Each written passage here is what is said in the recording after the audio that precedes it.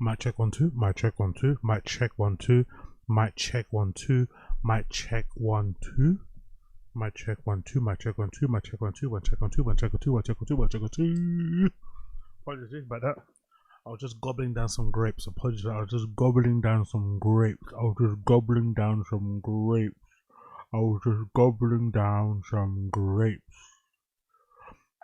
So big up everybody.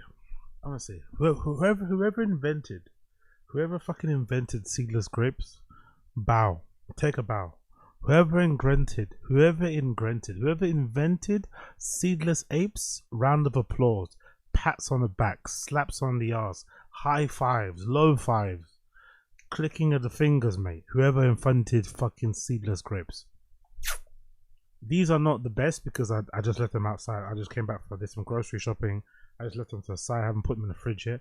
But grapes, seedless grapes that I left in the fridge. Seedless grapes that are a little bit chilled.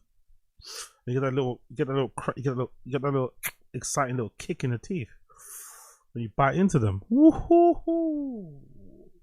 And also people like to freeze their grapes. I've heard some people who freeze their grapes and then it kind of turns into like a hard, you know, fruit and shit, and you eat it like a candy, I guess. But me personally, you leave them in the freezer a bit, wash them, because I do like when you wash them and you rinse them and you have it gets a little bit of moisture all over it, right? There's a little bit of agua all over it. Bite into it. I'm ready for tonight. Whoa. A good grape will get you lit. A good grape will get you litty. Big up the stream chat. Big up the stream chat. Big up all the members of the stream chat. What are you saying, bro? Leech Manuel, I see you. Gamebred, I see you. MK, I see you. Gitsy, I see you. Minus, I see you. Josie, I see you. What's going on, Queen? Absurd, I see you. Grown Baby Golf, I see you. LB, I see you. Big up all the fucking members in the stream chat. Big up Don Dotto, I see you. Big up everybody in the stream chat. Big up everyone in the stream chat. Big up the members. Big up the number. Big up everybody in the stream chat. Big up LB, I see you too. Big up everybody. Big up everybody. Today is day 6. Today is day 6. Day 6 of 31. Day 6 of 31. Day 6 of 31. We are hurtling through the days, brothers and sisters. By next week, in 6 days' time, it's 12 days. So everyone that's saying that, oh, you're not gonna do it, this is the time. This is the one and only time we're doing it again, bro. We're doing it again. I'm doing it. I'm doing it. So thank you for joining me once again. You could be anywhere right now in the world, but you're here with me, and I do not take that for granted. So thank you for joining me. Remember, this is a special marathon stream. We're streaming every single day for the next 31 days. We're now on day 6 of 31, and we're trying to aim for 500 members. It's a real long shot. It's a real long shot, but we're trying to aim for 500 members by the end of the 31 days. Can we do it? Who fucking knows? But I'm here for it. Can we do it? Who fucking knows? But I'm fucking here for it. 31 day marathon stream, day number 6 of 31, episode number 469, I think 469. Let's fucking go. Let's fucking go. First things first, carrying on what I talked about the other day, regarding the rumors that Cam Patterson was being considered as a cast member of SNL, where it's now been confirmed courtesy of Big Bad Deadline to put a big bad piece out. It's all over the webs, it's all over the news platforms. People are talking about it on all the fucking Reddits I've seen. Stand-up comedy Reddit is talking about it. Stand-up comedy Reddit is talking about it. Everyone's talking about it. It's now been confirmed that Cam Patterson's actually going to be a part of SNL. Fucking amazing, to be honest, for him. Congratulations. Unfortunately, a lot of the conversation has been quite shock. I'm not going to lie. A lot of the conversation I've seen online has been mostly shock. People being surprised that he's on SNL because he's not funny. They don't find his stand-up funny. Neither do I. Unfortunately, I've only been subjected, or I've only come across his stand-up vis-a-vis the platform of Kill Tony. And whenever he's on Kill Tony, I don't find him funny at all. Zero. I don't get it. It's not for me. It's a little bit like, I almost feel like he kind of plays it up a little bit, if that makes sense. But I don't think he does, because I just think he's just a regular black guy in America. But I feel like he hams up the niggery, you know? I feel like he hams it up because he's surrounded by, like, you know, non-white people. So he kind of stands out as being like this somewhat hood person, black person. So he kind of hams it up. So it kind of comes across a little bit dishonest. It comes across a little bit insincere. It comes across a little bit like hacky. It comes across a little bit coony. I don't know. It's weird. And maybe I'm reading too much into it because I'm a black person myself. But I think it just comes across strange. But when I've seen his stand-up clips on his Instagram, he's funnier though. He's a bit more relaxed. So maybe on a normal stand-up thing he's better. But then to be honest, he's also not going to do stand-up at SNL. He's going to be a cast member, I'm assuming. So I'm curious to see how that plays out, because I've not really seen much of him that would give me hope or would give me the belief that he's a good actor. Because that's kind of what they do on SNL. Yes, it's about being funny, but it's also about being a good comedic actor. And does he have the chops for it? I don't know. But what I do know is that they do have an extensive audition process in it, SNL. So if he passed all the audition stages, that must mean he's really good at what he does. So who am I to doubt his skills and whatnot? But congratulations to Cam Patterson regardless. Also, it's good for Kill Tony. It's a good look for them because it means somebody from that show, an alumni from their show, basically got picked up from fucking Kill Tony. And you could imagine, you know, mostly Tony Hinchcliffe's probably gonna take a lot of credit from this, but you know, most likely he got the look, he got a cosign, he got a stamp, he got an intro, he got a door open because of Kill Tony. So it kind of bolsters and improves their name. It's gonna improve their mythos. A lot of comedians are gonna be sucking their dicks way more because of what's happening here. So let's see how it plays out. But anyway, regardless, this is courtesy of Deadline. SNL, please don't destroy Ben Marshall's. What? Please don't destroy as Ben Marshall joins cast alongside newcomers Tommy Brennan, Jeremy Culhane, Cam Patterson, and Veronica Slowikowska. Let's read the article here. Courtesy of Deadline. They said, let's get this out of the way. It says Saturday Night Live has added 5 new cast members ahead of season 51. The most headline-grabbing name of the list is Ben Marshall, one of the founders of the comedy troupe Please Don't Destroy. I've never heard of Please Don't Destroy. I had never heard of Ben Marshall, but I'm hoping he's good. Which regularly make digital videos for the show to appear in sketches. Please Don't Destroy consists of Marshall, John Higgins, Martin Hurlery, who all joined the show in 2021. Hillary, who is thought to be staying as a writer, with Higgins leaving. Elsewhere, Tommy Brennan, Jeremy Culhane, Cam Patterson, and Veronica Slowikowska are joining the show. It comes after Heidi Gardner, Devon Walker, Emil Wackim, and Michael Longfellow left the show. Not quite the exodus that many were expecting. It also means that unless any of the other cast members leave, the cast will be bigger than last year's. Jesus.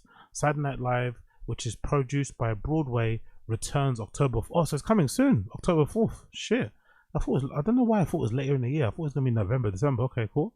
Brennan, who's also previously a new face of the comedy at Just for Laugh in 2023, has performed the Tonight Show with Jimmy Fallon. Culhane is a regular at Dropout TV, formerly known as College Humor, and also performs with the Upright Citizens Brigade.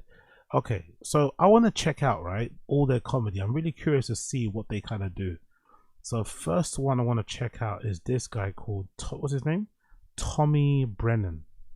I want to see what Tommy fucking Brennan's about, because I don't know, I'm just curious to see what type of talent they hire over there at fucking SNL. So let's go on Tommy Brennan's profile.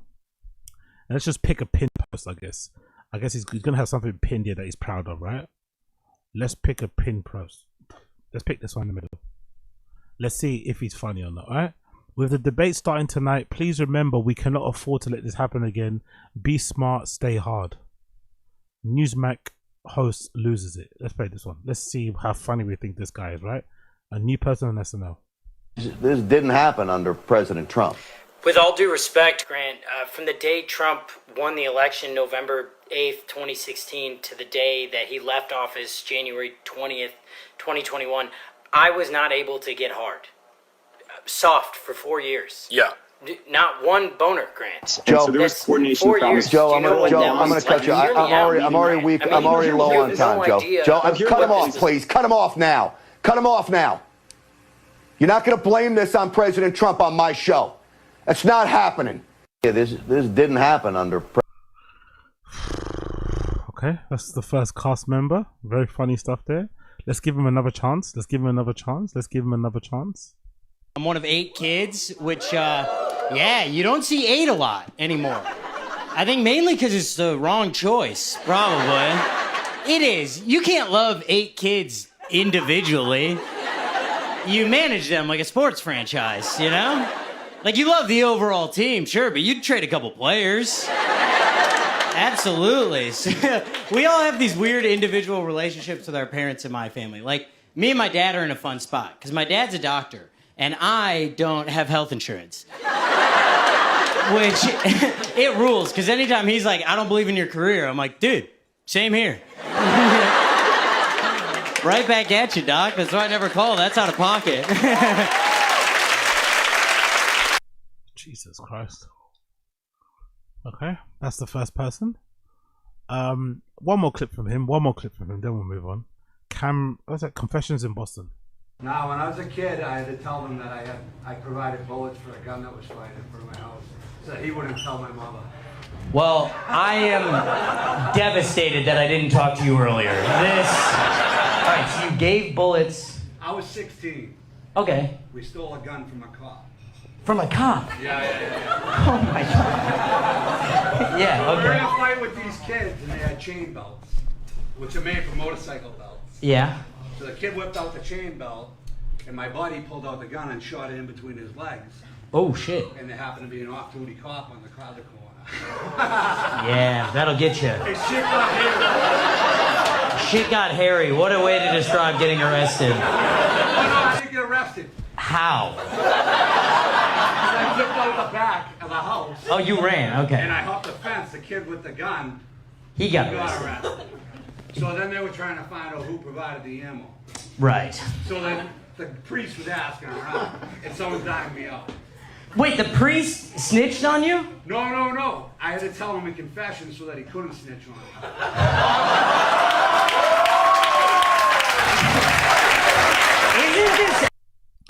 I don't know, you know me in crowd work, you know my point of view in crowd work, you know my opinion on crowd work. I think it fucking sucks. I think it's cheating.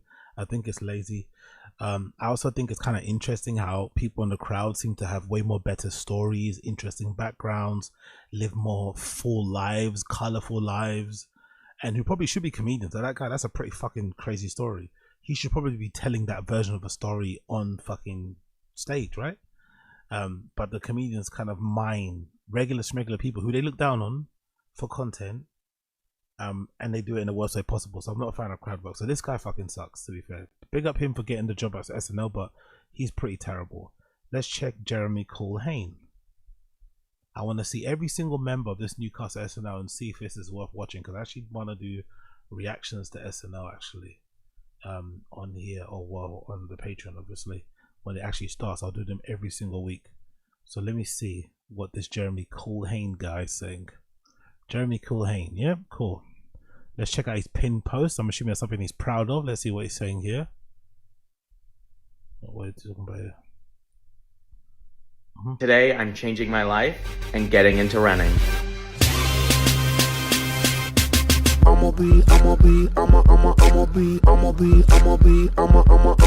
Running is the future. Running is life. If you're not running, you're missing out. What even is a mile? I don't care. I'm gonna run it. Us runners, we have a runner language. Time to stretch it out before I run.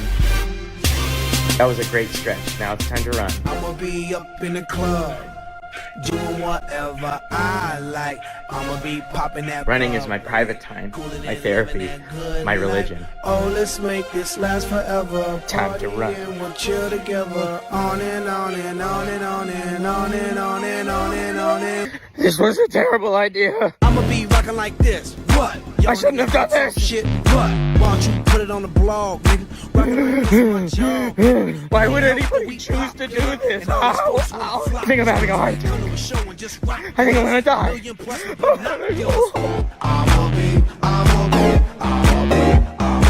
Why did I wear this stupid hat? Oh my god. Oh my god. I want to stop, but I'm not. I'm not stopping. I did it. I ran 10 minutes. If I could do this today, I can do this every day of my life, and tomorrow I'll be running 4 hours. Yeah, I think I'm gonna call an Uber home. I'ma be living that good. Like, I wonder, I would, you know, it's similar to like Taylor Swift, right? Instead of saying Taylor Swift music sucks, which most people know it does, I would actually like to be in the presence of somebody that enjoys it. I'd actually like to sit down with them while they're enjoying it. I'd like to ask them questions about what they're hearing, how they're processing it, what it sounds like to them, a favorite song, a favorite melody, a favorite chorus, a favorite line, you know? I'd like to really understand, because I can't get the Taylor Swift thing. I just don't get it. So I'd love to just see somebody enjoying it in their element and then kind of picking their brain while they're doing it, which is probably the most annoying thing ever. But still, that's what I love to do. When it comes to this sort of stuff, I'm thinking to myself, I think I'd also like to be in the same room as somebody who's watching this on their phone and giggling away, who's watching this video clip on their commute to work with their headphones on, and they're fucking holding their laughter in as they're holding the fucking, you know, as they're holding one of the banisters or whatever, one of the poles in the train as it kind of swings left and right, and they're trying to hold in their laugh and they're just laughing to themselves. I want to know who that person is. I want to really stand next to them and pick their brain and say, like, how do you find this funny? What do you find funny about this? What tickles you about this? What type of humor is this? I'd love to know. I really love to know. But I'll never know. I'll never know. Let me do one more from this guy. Let me do one more from this guy. Let me do one more. Let me do one more. Let me do that one there. That one next to it. Every friend group has. Let's do this one. Let's see what this is about. These beautiful things that I've got, please stay. The dreamer, okay, cool. Let's do one where he's talking. Maybe the Schlob episode 2. What's it about? Like Bartholomew. Hey man, he texted us he got a bad diagnosis, okay? He might not have much time left. I don't handle sick people well, okay? What if he ropes us into playing Mahjong again? We're not gonna play Mahjong. We're just gonna get in there, make the drop, and get out. Just don't make eye contact, okay?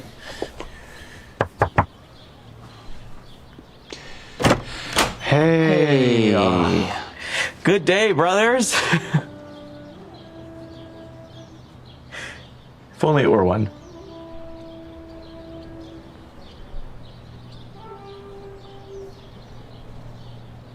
Come, let's go to the garden.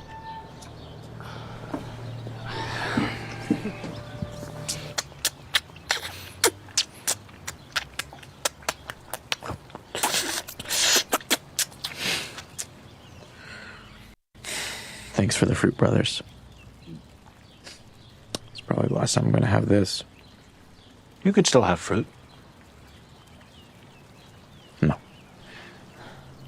So how you holding up? There are good days and there are bad days. You know? Yeah. You know, sometimes I can get a really steady stream, and other days, just the tip of my penis burns like the forges of Hephaestus. I'm sorry, what? Like so much burning. Like, ow, ow, ow. I'm not gonna let genital herpes define me. You have herpes? You had sex? No. God, it would be a disgusting thing to do. I was trying on bathing suits in the JCPenney dressing room without my underwear on. I like the feeling of no undies on a bathing suit. I just feel like you can't feel it right. Because if mesh is too tight, I mean, I'm going to chafe. And then if the mesh is too loose, if I'm swimming in the ocean, then it's going to fill with sand and I'm going to chafe too. So the only real way to do it is to try it without undies. It was disgusting. It was perverted. And I kind of deserve what I got. So genital herpes, that's your bad diagnosis? Yeah. This is us.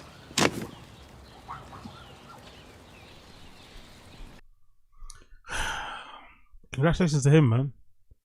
Congratulations to him. Congratulations to him. SNL cast. Cool, man. Cool. Let's do another guy here. Fucking hell, Jesus, this is like. Let's do Ben Marshall. And then we're gonna do that girl, and then we're gonna move on because it's like this. Wow. And they beat out a lot of competition. Can you imagine how bad the competition was? If these were the top of the class, can you imagine how bad the competition was? Okay, Ben Marshall Style. That's his name, right? So let's go for a pinned post. Let's do a pinned one. Some of these are probably going to get me banned and blocked in it because they've got actors in it and shit. What's this one? What's that one about? Where he's a kid. They might be small, but they got big attitudes. Featuring Ben Smoke Dog Marshall. Oh, Smoke Dog, you don't take me nowhere. Yeah, bitch, I got a piano recital. J.D. Higgins. You know when you can't get your straw and... Okay, I don't care about that. Or about this one. What's up, my dude? What's up, dude? Oh my God! No. What happened? Oh, sorry, I'm late. Got boned by the subway. Damn you, C-Train. How y'all doing? No, dude, your face. Did you get Botox? Oh, you guys can tell? Yes. Yeah, I just got a little touch up. This is good. I like this. I like this. I like this. I like this. I like this. I like this. This is a good sketch. Oh, you can tell. This is good. What? So this was intentional, not an accident? Yeah, I figured we're gonna be on camera a little more. Might as well look my best. Ben, you know I love you. Love you too. You look like you drowned. I feel like I'm at your wake. You look embalmed. I asked for the Chalamet. Is that coming through? No. I like it, man. I paid top dollar for this thing. How much? $150. That's not enough. For Not enough. full face Botox? That sucks. I wish there was an undo button for this thing. Your face isn't even moving when you laugh, dude. This is so bad. I'm sorry, what did you do? Oh my God. What is with your fingers? Oh, yeah, I got some work done myself. You got longer fingers? Oh my God, we are not making this about my fingers. What, you extended You them? know how many YouTube comments there were about how short they were before. Well, now you look like the Babadook. Wow, Martin, how about you go shh? Don't touch my mouth. No. Wow. You look like Pan's Labyrinth. Do I? Do this. That's Pan. Oh, yeah. Well, yeah, sure, fine. But these fingers rock. I feel more confident. I play guitar easier. I can do cool stuff like West Side. I got Botox. I look good. You know what? Should I get some work done on my face or? No, Oh, you don't need it. I know. I'm talking about my second face. Oh, God. What? What is that? I know. He needs a nose job. No, what the hell is it? Does it talk? Oh, he used to, but then I think he died. Oh, Okay, this. What's up, my dude? What's up, dude? Oh, my That's decent. Again, that's decent. That showed some level of ability. This guy looks like he's got something. That was good. Cool. One last person in this group of people who've made the SNL cast. Let's go for Veronika Slowikowska or Slowikowska. Let's see what she's saying. I'm curious to see what Veronika's saying. What's Veronika saying? Veronica. Cool. Comedy's dead. Big up Brian. Yeah, exactly, Manuel. Exactly. It started good. Yep. Okay, let's hear Veronica's stuff. Let's see what Veronica has to say. Let's go for a post where she's not a podcast. I want to see her do. Okay, yeah, I want to see her doing stand up. Let's see this. Is that her singing? My head and you kept on pushing it down the bed and I said, no, please stop. I don't like to sigh. Please don't make me sigh.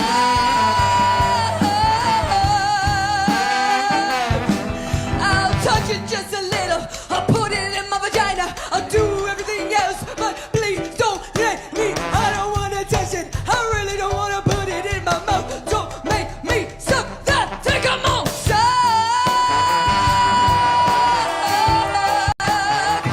Don't make me suck.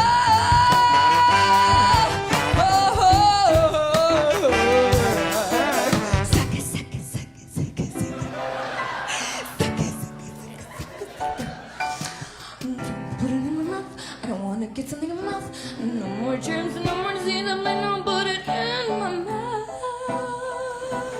I don't want to suck. Please, don't make me suck.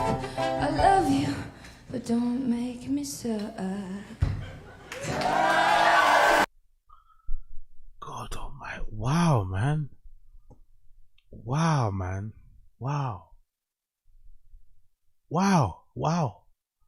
I truly feel lost for words, but I also feel like I really did Brendan a disservice with these streams, man. Stream after stream I'm on here. Before in the past, before when Brendan was doing comedy. Just quit, you're terrible. Give up your SNL dream. You're rubbish. Really and truly, is Brendan rubbish, really? Is he actually rubbish at stand up, or is he just the standard? Like, this is no better than Gringo Pappy. This is no better than You'd Be Surprised. This stuff, a level of comedy. None of these guys and girls can say that they are elite compared to Brendan. I don't think. Even now, him taking a year away or 2 years off of doing stand up, it's pretty interesting, isn't it? Like, everyone's the same. They try to make out that Brendan was like the worst stand up, but they're all the same, really, if you think about it. Like, I've seen Louis J. Gomez stand up that's like worse than Brendan's, basically. And he's meant to be an established person. I think they're all the same level. There's obviously some exceptions or higher ones, but the rest are just the same. They're all the same. That was truly garbage. Like, wow. Wow. I want to give her a chance, right? So let's see something. Let's see. What does she have here? Let's see something. Oh, she was on Tires as well. It looks like music is her thing though. She does a lot of music, so she's probably not gonna. I'm probably not gonna be a fan of hers because it's all music. But let's see something that's not music. Let's see this skit. Ready for your flight? Yes, dude. See the world and all of its edges. Don't be careful. Be careful. It might fall off. Slip a little. I don't know what that means, but sure, yeah. It's gonna be like Weekend at Bernie's over here, you know what I mean? Yes, No Veronica. Yes, dude, yes. What if I crash? What if you have to say something to me? You're not gonna crash. Come on. It's very safe. Don't do that with your mouth at me, please. Okay. Alright. Look, we're gonna miss you. We'll see you in a couple days, but have a good flight. You too. Have a good flight. I just wanna say I'm sorry. Have a good flight. You too. You too. You too. You too. You're not taking a flight.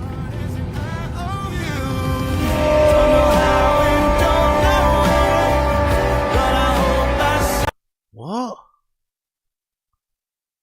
Huh?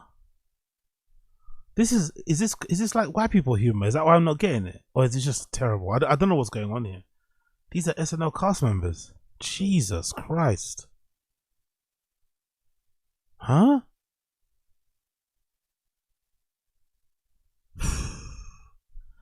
Let's listen to. I don't even understand what that skit was about. I don't get it. I really don't get it. Let's watch something else.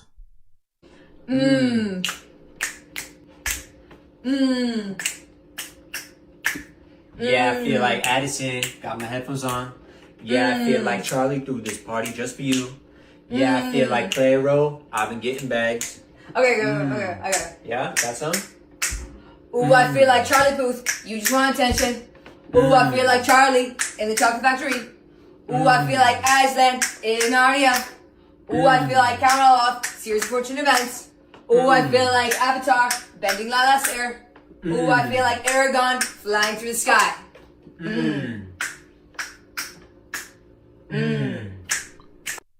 Fucking hell, man. That's the type of stuff this is the type of stuff that concerns parents, isn't it? You know, when you're young and you're doing like a non-conventional career, you dip into the arts or entertainment and your parents are really concerned about you.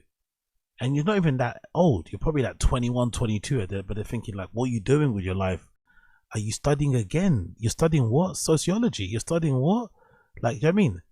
Like, they get worried. And this is the type of things that I imagine they should get worried about. This is the type of stuff that your parents should step in and say something. Like, this is the type of stuff that your parents should be like, you know what? I know we're sounding like boomers. I know we're sounding like we come across like we're being controlling. But it's probably for the best if we step in and let you know that what you're doing is not good. You're too old for this. It's not funny. And you should probably go and get a job. You should probably try and, start a career somewhere, because what the fuck is this? Like, wow, man. But yeah, those are your new SNL cast members. Those are your new SNL cast members. So I hope you're happy. Big up Cam Patterson. Big up all the SNL cast members. And big up myself too, because I'm going to be watching SNL, reacting to it live on my fucking Patreon, all the time now going forward. So when it relaunches, I think October 4th, they said, right? When it launches October 4th, there'll be a fucking Patreon going out where I react to the entire thing, so you can watch it alongside with me, or along with me if you may be. But yeah, man, it looks kind of terrible, so I don't encourage you to watch it with me, but I will be watching it on Patreon anyway. Fucking hell, I didn't know it was that bad. I thought Patreon was quite good, but to be fair, I don't think I've actually ever watched a full episode of SNL. I think what I've mostly done is I've seen the clips online, like most of you have, right? I've seen the clips online, but I don't think I've ever actually watched a full SNL myself, you know? So let's see what happens. Let's see what fucking happens. Let's see what fucking happens. Big up SNL. Yeah, exactly. Rich, yeah, for rich kids by rich kids. Yeah, exactly. Very true. This is a ship. Hyle and Cam might actually be the best. Yeah, that's true actually. I'm actually curious, but I've never seen Cam act. That's the thing I'm curious about. Have you guys seen Cam Patterson act? I've never seen Cam Patterson act. I'm not gonna lie. I've never seen him do any kind of improv. All I've seen him do is stand up and do the interviews after the stand up on fucking Kill Tony. Be on the panel, I think I might have seen him, but I don't think I've ever seen him in a skit or a sketch. So I'm curious to see what he's like. Anyway, talking about curious, Too Lazy to Try. My jigger, Too Lazy to Try, just dropped a new video. Big up Too Lazy to Try. Just dropped a new video on Alex Jones that I'm curious to check out, because you know Alex Jones is a fucking freak. And it's currently on 69 views, which is hilarious because what it's hilarious for, right? Who the fuck is that? Yeah, it's on 69,000 views. So let's see what's going on. The title of the video is Alex Jones Won't Stop Crashing Out. Let's check out what Too Lazy to Try is talking about. Owen Schroyer is a baby sucking on a pacifier. He's an elitist, arrogant dirtbag. Owen Schroyer is scum. He's attacking already. You think I'm here to be shit on? Do I look like a fucking toilet to you? There's no more filter. It's gone. Jesus Christ. And anybody fucks with me is gonna get the full truth. Do you think this stuff he's doing now, is this an exaggeration? Like, I feel like he's hamming it up way more for the cameras lately. Post Sandy Hook, it feels like he's really hamming up for the cameras, like that. All this growling and stuff. Is he doing it for the cameras, or is that really how he feels? Or is he trying to, because you remember when the Sandy Hook thing happened, he tried to get out of it by saying that he's a wrestler, he's a character, and it's all fake and shit. Remember, that's one of his defenses. So I wonder if he's trying to continue that defense by doing these really exaggerated, played up, hammed up responses on his show to make you feel like he's playing a character and it's not really him. And nothing but it, so help me God. And then you want to try to stab your mother in the back because you're a big boy leaving the nest. Well, guess what? You know what your mother is going to do? What's she going to do? Piss on you. All right, so it looks like Alex Jones is going through it again. You know, it's been a rough past few months for him with all the Epstein stuff, and now this longtime employee of his, Owen Schroyer. Wow, he left. Holy shit! Yeah, I always saw that guy on fucking Alex Jones. Gee, that guy left. Holy shit! Yeah, he's a big Alex Jones presenter. Isn't it? I've always seen clips of him online, actually, on Alex Jones Studio, wearing a suit, if I'm not mistaken. Jesus Christ, Alex Jones is losing employees. Yeah, could you imagine working for Alex Jones day to day? Could you imagine working from him day to day? Jesus Christ. Who's been with him for a decade, just announced he's leaving. Wagwan Black American. Which obviously Alex isn't handling very well, and he had a complete meltdown over it, because also Owen did a 5-hour live stream addressing why he's leaving, and he said he felt like Alex was pressuring him too much to not talk about certain things and to be more positive about Trump. Really? That's disappointing to hear. Alex Jones is turning into fucking Joe Rogan. Alex Jones is running fucking, running cover for Trump. Wow, he's actually telling him to lay off Trump criticism and shit. And this guy is a MAGA guy as well. And if I'm not mistaken, I swear this guy's a MAGA. I'm pretty sure I've seen this guy do coverage going to like MAGA rallies and shit. I'm pretty sure this guy's a MAGA guy. So imagine your boss, who's also a big fan of Trump, telling you not to like, what? So that's what really set Alex off. And in the middle of another show on InfoWars, he crashed it just to start flipping out about Owen. And it was really awkward. I mean, Alex was having a complete breakdown here. And you could tell he's actually really pissed. You know, this isn't an act. And he said he even started breaking down crying when Owen called him and demanded a raise to stay with InfoWars. I'm here to censor. Oh no, he's here. We've crossed the line. You should launch a new independent show. and claim that I censored you for years and get 1 million viewers and betray me. And you're allowed to lie about me any way you want. You know I love you. No, this is, look. Let's reject the let's reject the grabbler. This is a. I'm using this as a case point. You understand that? How much have I come in and censored you over the years? Yeah, not enough, frankly. I say some things that I shouldn't be saying. Have I ever censored you? Never once. Literally never once. Hey, if you want to quit and have a publicity stunt and lie about me, I forgive you, okay? Well, that's I know. I'm very just saying I expected. Hey, David Knight did it. Owen's done it. And I tell you, I was taking the high road until I actually started watching it. And it's like Anakin Skywalker's become Darth Vader. Can we sing a song? Hey, when I go on the air, I'm letting you have it, Schroyer.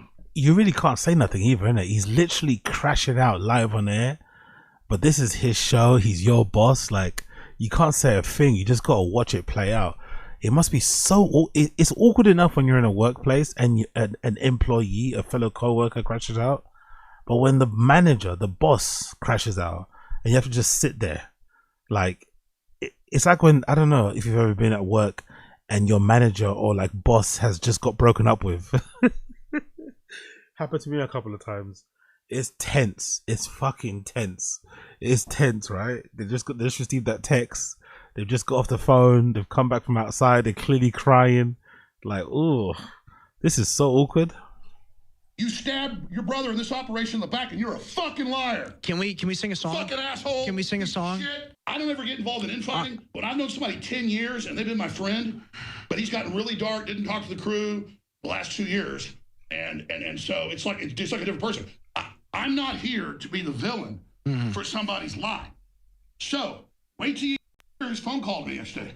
He literally talked to me like it was a crack whore and he was a pimp. He's like, yeah, well, if you're desperate, pay me more, I'll stay. But I'm going to promote my new show on InfoWars, huh? Let's take the high road. Really nice. I might do a week. I was like, man, this is really hurting my feelings, dude. No, it's all right. You don't have to come in. I hung up, started fucking crying. And then Is he crying? Is he crying? It's Alex Jones crying right now. Goes on fucking air and lies about me. Fuck you, you fucking piece of shit. I won't fucking take people stabbing me in the back anymore. Fuck you. Get ready. Yeah, and then he went on his own show and kept going off on him. I think the live stream Owen did is what really got to him because it got a lot of attention. A lot of people took Owen's side. And he talked about how Alex kept telling him he's too negative and anti-Trump and anti-Israel. Also, he felt like Alex was trying to influence his show too much. So when Alex saw that and all the people supporting him, he just snapped because also he thinks Owen is doing this to drum up attention for himself and his new show. And, you know, Alex had been coming into my show and talking about how I'm negative and calling me a pessimist and all this other stuff, which is fine. You work for Alex, you're going to get hit with it a lot. Alex is not easy to work for, and that's fine. You know, that's okay. Yeah, but not being easy to work for and also telling somebody not to criticize Trump and lay off the anti-Israel shit is a bit crazy. That's a bit fucking crazy, man. That's a little bit crazy. But, okay, he says I'm too negative. He says I'm a pessimist, whatever. I'm too anti-Trump. So I just said, all right, you know what? I'll just take some time off. I'll just disappear. And if Alex thinks I'm too negative, then maybe he's right. And it's not to say that I didn't have creative control over the InfoWars war room. But I mean, imagine it's like somebody staring over your back 24/7. And so every single day that I came back, it was either a guest that I was told I had on at the last minute, or it was, you know, him coming into the studio. He wants me to cover this. He wants me to cover that. Or I have to host his show for him because he's not in. So there was just... And then I'm sure when Alex saw the tweet... There's nothing worse than being micromanaged, man. Nothing worse than being micromanaged. Some people really shine under that kind of working conditions, under that type of leadership, but I don't. When somebody's hovering over your shoulder, making you send every draft of a blog post, of an article to them for them to double check everything you do, they have to fucking authorize and shit. Like, nothing worse. Supporting Owen, it just made things even worse. Also, people are reporting that Owen left InfoWars because Alex was trying to censor him about Trump and Israel, which is obviously a bad look. So when Alex got on air, he just went absolute apeshit over it. It was hilarious. Like, this was a generational crash out. Even for Alex Jones, this was wild. I've never seen anything like it. And it's just funny, Owen leaves and is like, yeah, my boss was a bit much. It was difficult working with him. And then his boss responds by calling him a piece of shit, traitor, scumbag, and just goes berserk over it. Like, I don't know if this is the best way to win people over if you're trying to prove you're a good employer. But I guess the gloves are off here, and Alex said he's using this to level up. And I will no longer let lesser men try to build their resume by claiming I'm a traitor when they're scumbag Benedict Arnolds. Pieces of shit. Wannabe elitists. Arrogant scumbags. I'm not arrogant. I'm on a power trip. I'm in a total commitment against evil. I'm pouring out my guts, my soul, my family, everything I've got committed to this, and I will not have pieces of... I think this is all fake, man. This is some wrestling shit. This is not coming from the heart. This is some attempt to go viral, use the bad situation as an opportunity to get some clicks and views. I don't think he's really that angry. I don't think he's really that angry. Fucking shit. Lie about me and say I'm not true. I will fucking destroy you, scum. Okay. All of you. Okay. Fuck you. Okay. I have sworn on the altar of God, total resistance against every form of tyranny, against the mind of men. What? And I told everyone 2 weeks ago, I'm leveling up. And it's scary. Because I'm a scary person. I can outthink and outmaneuver all these people. And I just keep trying to get the general society to wake up and win. Okay. But I guess it does lie to me. I guess I am the smartest. I am the best. I am the fastest. Okay. The problem is, interlocking into this information is very frightening. So, it must be done. So I will do it. I'll never watch another movie. I guess I have to become celibate because I can't give my energy up to sex. That's the biggest strain on me because I'm a man. There is no more pleasure. What? There is no more pain. There is no more art. There is no more culture. There is only war. And I commit myself to total war against Satan. And I ask God to lead God and direct me. And this is definitely a play. It's definitely a work. This is not legit. This is not legit. He's just playing it up for the cameras and shit. I don't buy this. Anyway, I'll leave it there. I recommend check it out. I'm only 7 minutes in. You got about 3 minutes left if you want to watch the whole thing on your own. So big up 2 Days to Try. He always does great stuff. Big up 2 Days to Try. That's Alex Jones crashing out on his employee. Check out the video. Check out the video if you're that way inclined. Let's actually mix things up a little bit. Let's actually get a bit funny. DRUSKI just dropped a new skit. Let's see. DRUSKI's new skit is the guy who's just too proud to be American. Let's check out this skit. DRUSKI in whiteface. Let's check out this skit. The guy that's just too proud to be American. Hopefully this will be funny, and it'll be unlike everything else we watched that was really not funny. So let's see DRUSKI's skit here.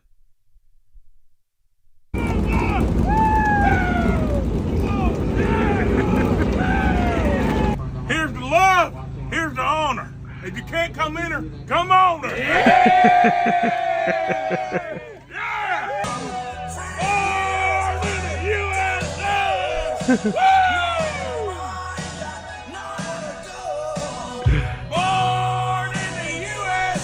How the fuck does he do that, man?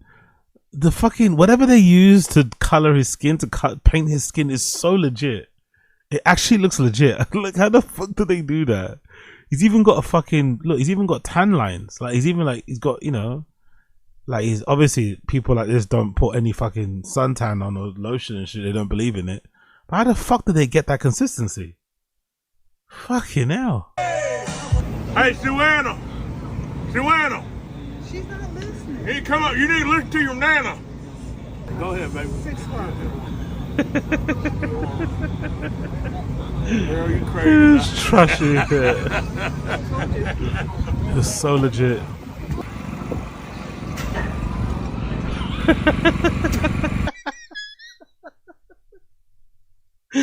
The passive aggressive, very racially motivated spits in front is fucking perfect. That is so perfect. That is so perfect.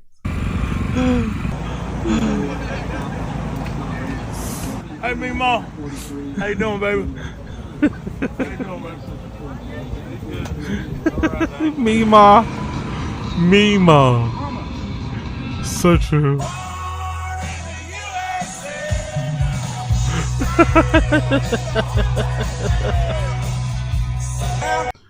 To be fair though, I'm not gonna lie, like Americans really enjoy, I think we have a better way to like chill. I think Europeans are better at chilling.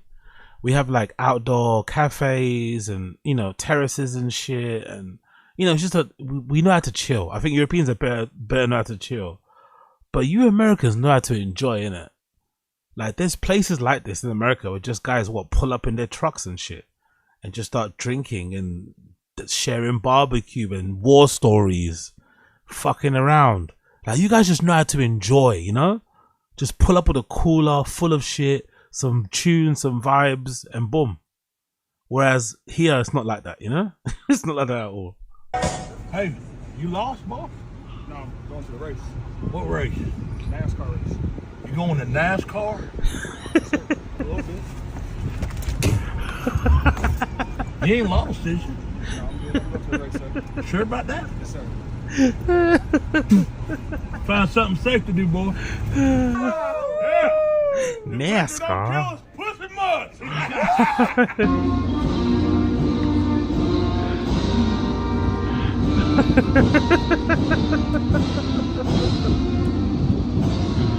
Exactly. Yeah! Woo! Bring on the troops, baby! Oh, that fucker will go. I think Dan Arthur. Randy Van Devon. Dan Arthur. Oh, South Dakota. Yeah.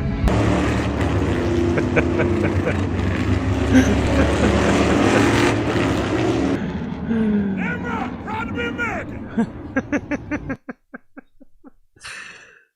So good, man. He's so good. He commits himself to the bit so much. Look at the arm tattoo. Independence Day. So many American flags and iconography tattooed all over his skin. Fucking brilliant, man. Fucking brilliant, honestly. Druski is the greatest. Druski is the motherfucking greatest. Moving on from that. Moving on from Druski. What's this? Yeah. Trump is alive. He's not dead. Trump is alive. He's not dead. Trump is alive. He's not dead. If you know the tune, you know what I'm talking about. I'm still alive. I'm still alive. So that's obviously playing in the back of his head. Fox News, Peter Dosey asked Donald Trump how he found out he was dead. And you know what's interesting about Trump's response? He doesn't seem that happy. Vance and the other guy behind him are smiling and laughing at the whole situation. But Trump doesn't seem that chill, that happy. He's not really making it a bit of a joke. So I wonder if he actually was ill and he's still recovering, or he's just in a not joking mood, because he didn't really sound very happy. You know, he didn't really banter with the news reporter the way the other guys were bantering and laughing and shit. Just listen to his response. Something completely different, but about a big viral social media trend over the weekend. How did you find out over the weekend that you were dead? You see that? No. People didn't see you for a couple days. 1.3 million user engagements as of Saturday morning about your demise. Really? You didn't see that? You know, I have heard, it's sort of crazy, but last week I did numerous news conferences, all successful. They went very well, like this is going very well. And then I didn't do any for 2 days, and they said, there must be something wrong with him. Biden wouldn't do them for months. You wouldn't see him. And nobody ever said there was ever anything wrong with him, and we know he wasn't in the greatest of shape. No, I heard that. I get reports. Now, you knew I did an interview that lasted for about an hour and a half with somebody, and everybody saw that was on one of your competitors. Something completely different. So he made a tiny joke about it, but he didn't really sound too pleased, didn't it? He didn't really sound too pleased. I know some people have suggested that ever since he got shot, or that attempted assassination, he's been very kind of pessimistic and some in private and shit. He's been very reflective and shit, and whatever else it may be, which makes sense if you come close to a near-death moment like that, or you know, in a near-death moment, however you say his phrase. But I don't know. He didn't react the way I thought he was gonna react to that question. You know, I thought he's gonna be a little bit more celebratory.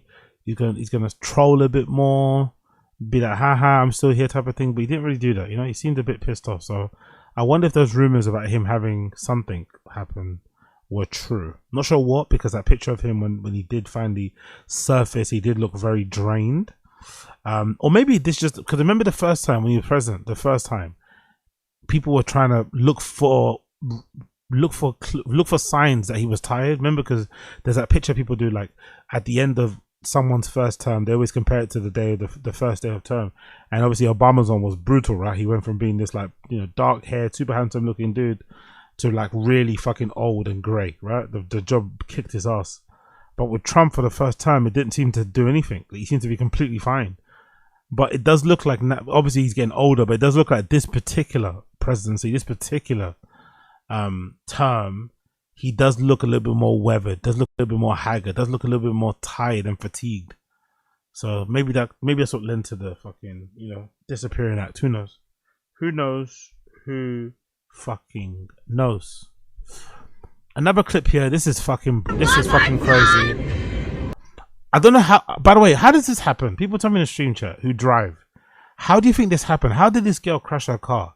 Because I can't work it out. Because it looks like she's driving on a relatively straight road. No, looks like she's driving on a relatively straight road from what I can see behind her. So did something come out in front? Did she try and steer out the way of a deer or something? How does she crash like this? Hit me, baby, one more time.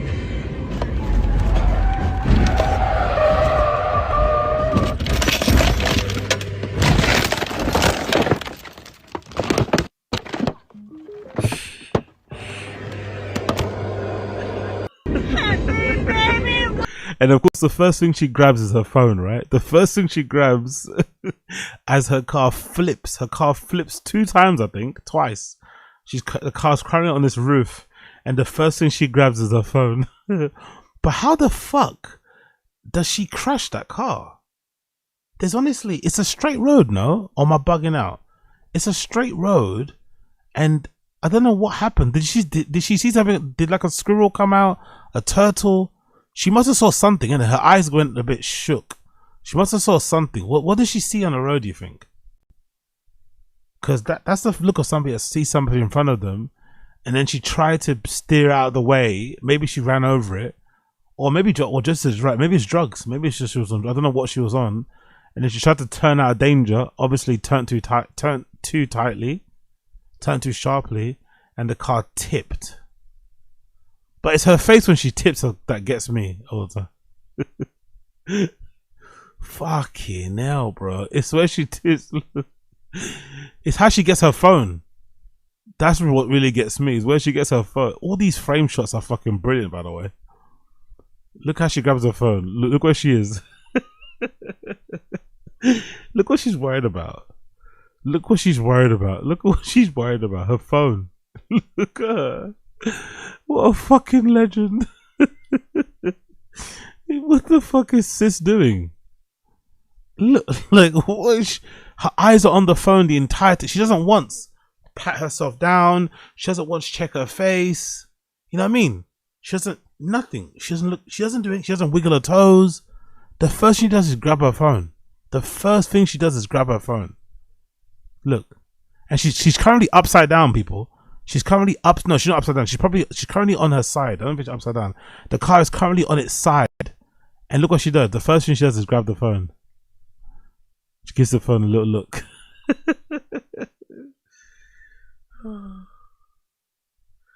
Truly, truly, truly, truly incredible.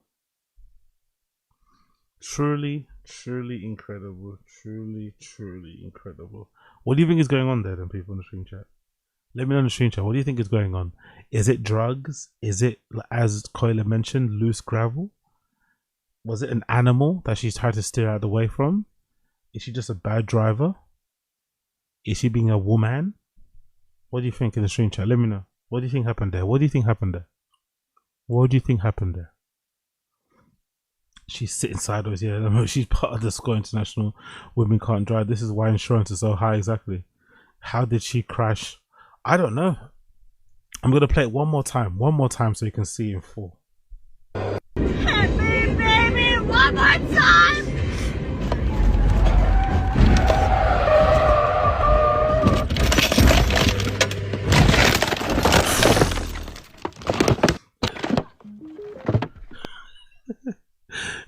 All phone no breaks is fucking incredible. Big up Coiler. Josie, the fact that she flipped and she had no reaction after the grab my phone, drugs is my guess. Yeah, that's a good point. She's got like a good point to her. She's got like there's like a deadness behind her eyes, isn't it? She's a bit dead behind the eyes. There's not much going on there. She's not currently in our plane of existence, you know? So yeah.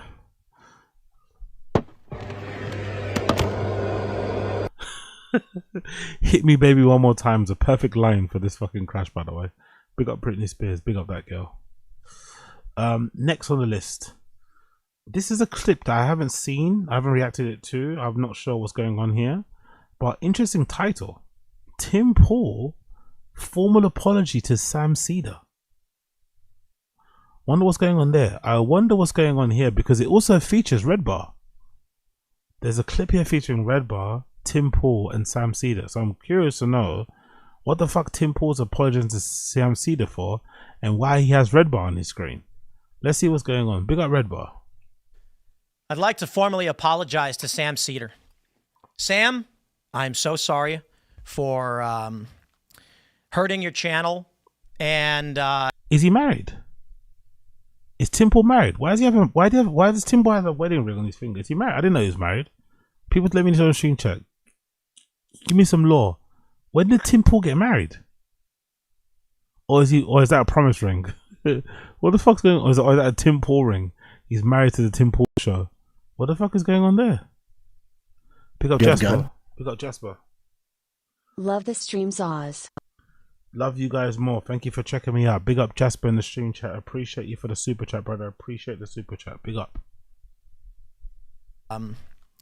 Hurting your channel, and it's rough. It's rough. But I want you to know that I sincerely mean this. That because I was sick for the past 3 weeks and you didn't have any videos to make, your views are down and your subscriber count is down. And it's all true. It's all true. He's down 5 million views for August because I was out for 3 weeks. He didn't make a single video about me for 4 weeks. He was ill for 3 weeks.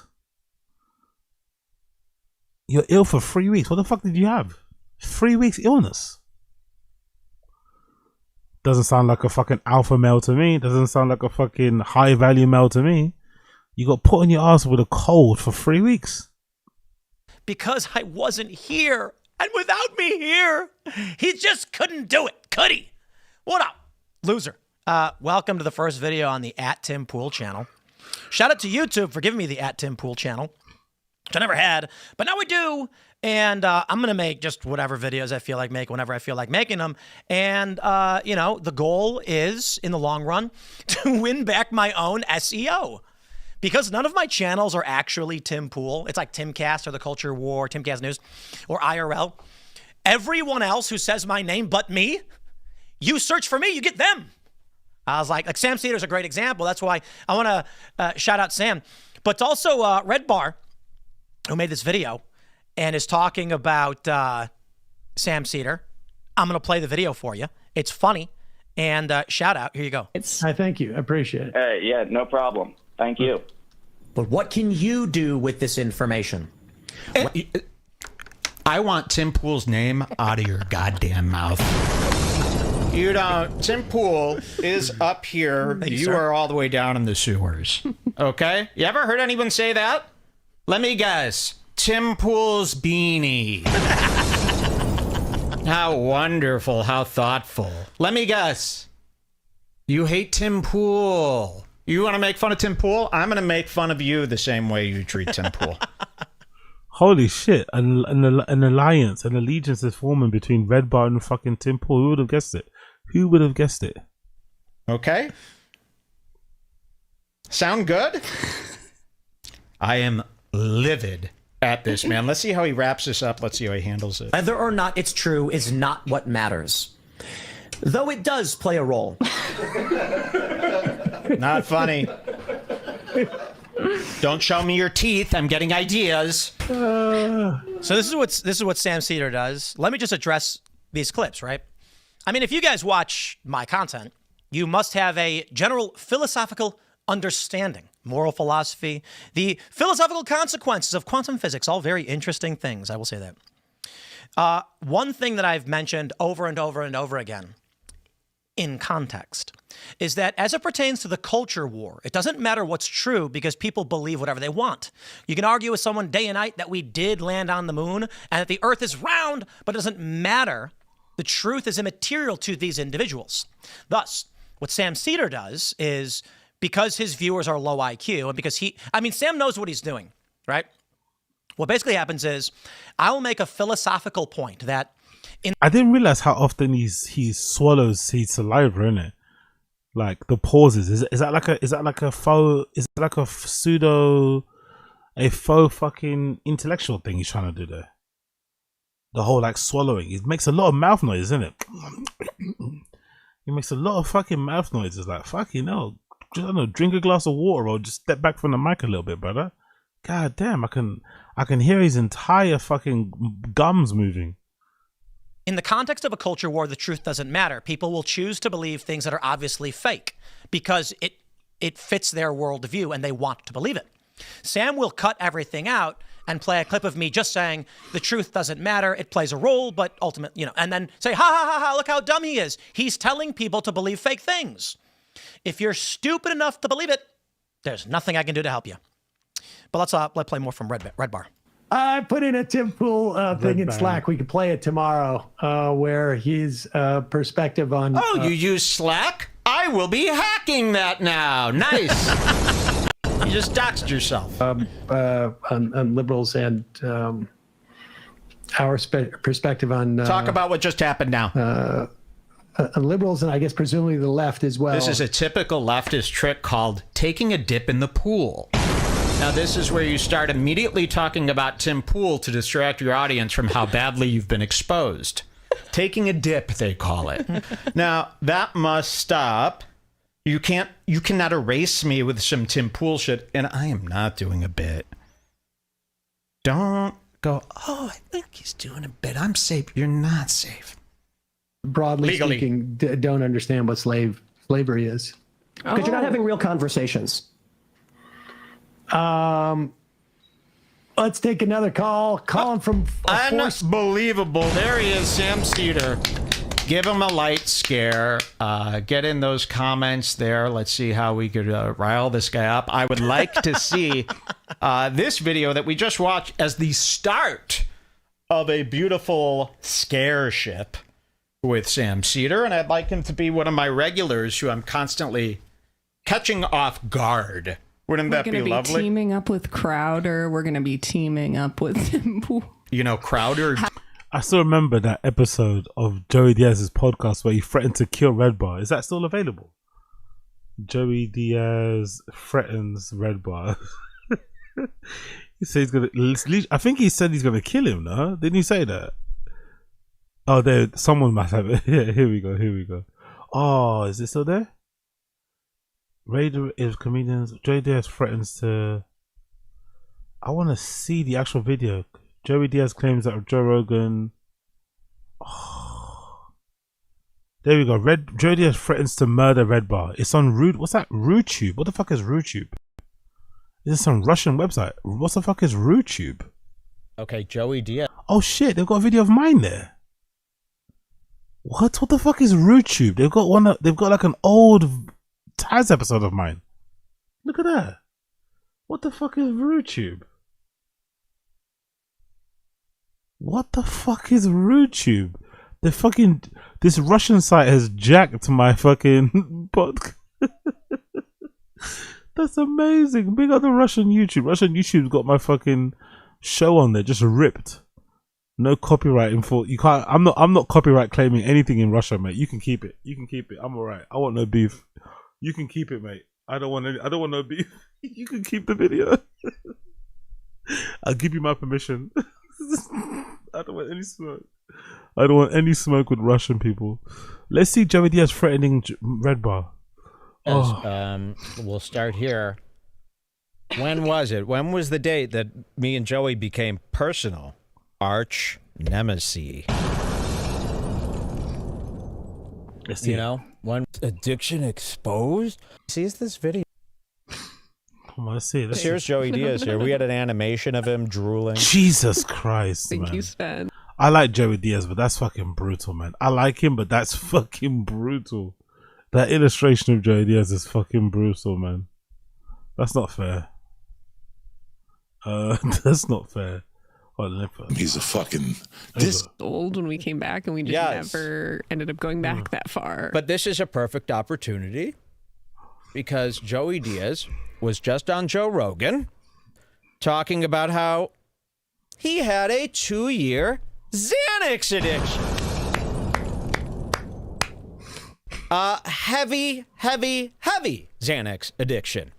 However, when I said he had a Xanax addiction, he made a 15-minute video about wanting to kill me. Big up Brian Harty. Is that true? There's a Ukrainian REDBAR imposter too. That's fucking brilliant. I love that. Wasn't that a thing? Wasn't there a thing like all around the wasn't that a thing? People remember in the stream chat. Wasn't there a thing of like people around the world copying Mr. Beast? Like there's a guy in Italy that literally copies Mr. Beast videos and just does them in Italian. And the same thing goes for like Spain and all these other places. Oh my mistake! I swear that was a thing, innit? He was trying to get YouTube to fucking clamp down on it. Just some guy, just like he copies his fucking challenges and videos like for like, but just does them in another language. Fucking hilarious. For real, kill me. Listen to this. Then Jimmy told me he smoked the Florentine. He smoked the Trips. And then I called Sammy Trips. Oh my God. What the fuck happened with our boy from Chicago? That's me. Yeah, don't say his fucking idiotic name. He's a fucking... This guy is hiding. Wait, hold on. What? This is exciting, actually. This is actually fucking crazy. I just realized You just saw Joey Diaz pushing his book on Joe Rogan, the big famous Joey Diaz. He's currently on a media tour for his new book, Tremendous, in which I bet he has a bunch of stories that I'd love to fact check. I don't think they like lying in book form. Fact check. He said some shit about me. It bothered me for like a day. Then I realized who this guy was. I realized that he was attacking Rogan, Segura, Bert Kreischer, Theo. This is amazing. Dalia. I mean, dude, sometimes Wait, the stuff can I go happens. Get another drink? Yeah, for this? sometimes the stuff about people, but I don't cross the line. Not here. If I'm going to cross the line, I'll cross the line to your fucking face. Jesus Christ. I'm not going to cross the line on here.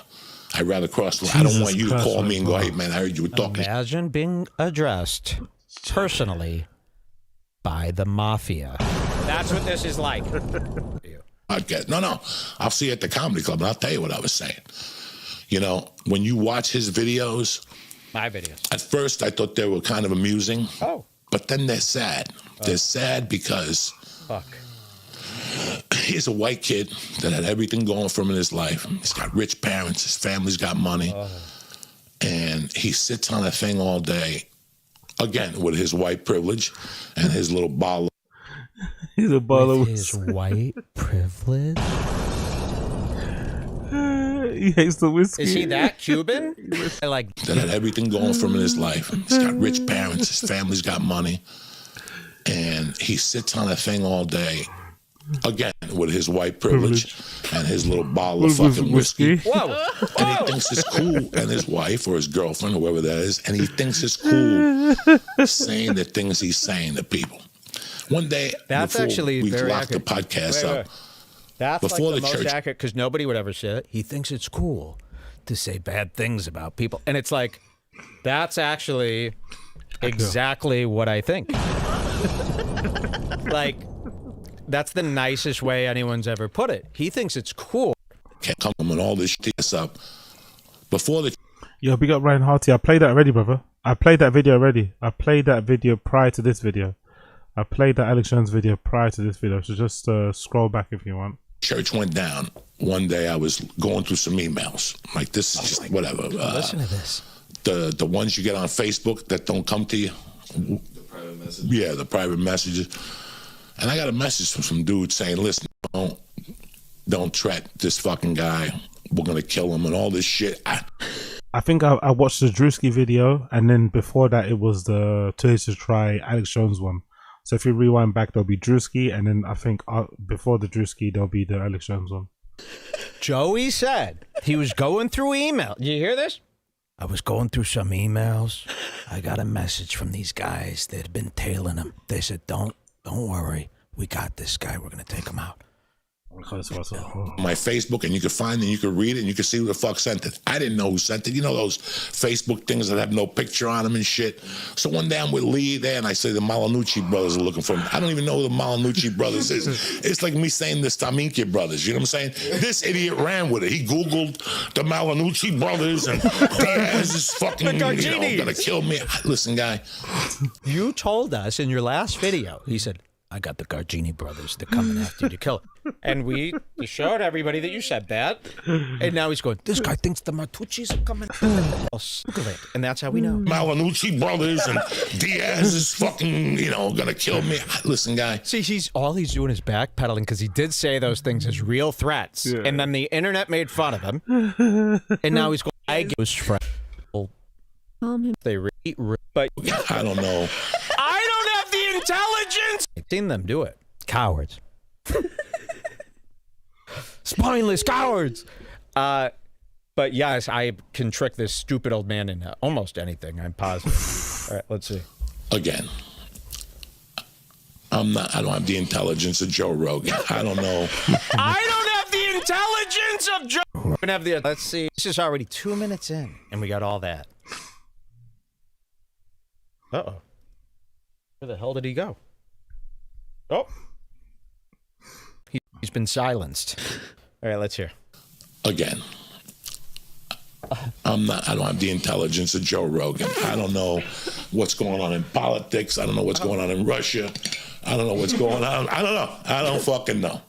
But I do know one thing. I know people, and I know how life works. Oh, shit. When I said that about this fucking moron in Chicago, I said it as a throwaway line. It's like the idiot that said, debunk the police, whatever, defund the police. Again, he said debunk the police on the latest Rogan. I've been saying that all day, and I can't debunk the police. We've been saying that all week. That's a crazy stop as well. That's a crazy pause. That's a crazy place to pause, man. They got my Uncle Joey looking mad at here, man. They got my Uncle Joey looking fucking mad at here. Uncle Joey deserves better than this. Uncle Joey deserves better than this, man. It's for like a week. I went He crazy. thinks it's debunk the police. And that's from my threat video?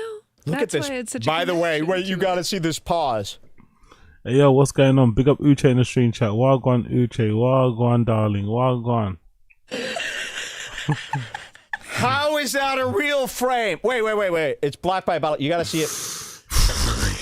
Look at that fucking frame. This is not AI generated shit art. That is a true, real frame from his home in New Jersey. Not AI shit. So, this is what he's. Yeah, here, but I've screened. That's a great idea. And all of a sudden, fucking people started hitting them in the head with bats. It's not a good idea, but it's too late. God, wait, what? You fucking would. This is what He's talking about me? Yeah, okay. Let's go back. It is very tough to follow. Hold on. Sorry. Listen to this. Going on in Russia. I don't know what's going on. I don't know. I don't fucking know. But I do know one thing. I know people, and I know how life works. When I said that about this fucking moron in Chicago, I said it as a throwaway line. It's like the idiot that said, debunk the police, whatever, defund the police. And I was like, that's a great idea. And all of a sudden, fucking people started hitting them in the head with bats. It's not a good idea, but it's too late. Oh. You fucking were jumping up and down saying defund the police or whatever. I just said like a throwaway line. I'm going to sue him. Every 2 weeks I get a fucking call from a friend of mine or Theo, and we just goof on this guy. We just laugh. It's not even. Listen, every couple of weeks I get a call from like Theo Vaughn, and we just goof on this guy. Me. Yeah. They talk about me on their phone. Joey says you're crazy. I don't have to do anything. Listen, if you think I'm going to pay somebody to go get you, did you see what happened in Miami yesterday? Or 2 days ago on That's fucking not Friday? Good. When somebody says something like that. A dentist got. That's not good. You know what's going to happen here? You see what happened in Miami the other day? Okay, he paid guys money, and it happened 11 years ago. They did the hit, everything went well. Those guys go out into the world, and that's an ace in the card now. If they get arrested, they always have an out. I took a contract from Joey Diaz and went to beat up some guy. I would never fucking pay anybody. I'll do it myself because dead men don't tell tales. You know, unless you send them, and then when they come back, you shoot them both. That's an extra 2 murders. I'm not in the mood right now for 2 fucking murders on my jacket. I don't even care about the fucking guy. But people were starting to get concerned, and I get a call every couple of weeks from somebody going, this motherfucker's going to go down, this guy. And he insulted a non-comic. That was the worst move in his life. What? If I put any money on who was going to hunt this idiot down, it's the one non-comic. And I'm not going to say who it is. You have to figure it out since you talk so much shit about everybody. Who he was talking about? A non-comic who's going to hunt. Anyway, you get the point. You get the point. You get the point. Legendary crash out. Joey Diaz, I think it threatens a murder somewhere along there. I'm not going to wait and do it. But check it out if you want. On this Russian YouTube, big up YouTube. They've pulled some of my stuff and put it on there, which I'm happy for them to have. I love the Russian people. I love Russians. You know what you call it? Whatever, you know. St. Petersburg looks like fun. So I have no issues. I don't want no beef with the KGB. You can take my shit. I'm not gonna copyright strike you. Okay, please take everything you want. Take it all. Take my trousers. Take my soul. Take it all. Let's move on. Let's get onto the video. Let's get onto the thumbnail. The thumbnail is this. The thumbnail is the following: how comedy podcast became so boring, courtesy of the channel called Moon. How comedy podcast became so boring, courtesy of the channel called Moon. If it's your first time watching the show and you're watching the show right now live and you can hear the sound of my voice and you haven't liked the stream, what's stopping you from liking the stream? Give the stream a quick little like. Give the stream a quick little like. That'd be much appreciated. If you're watching me right now, give the stream a quick little like.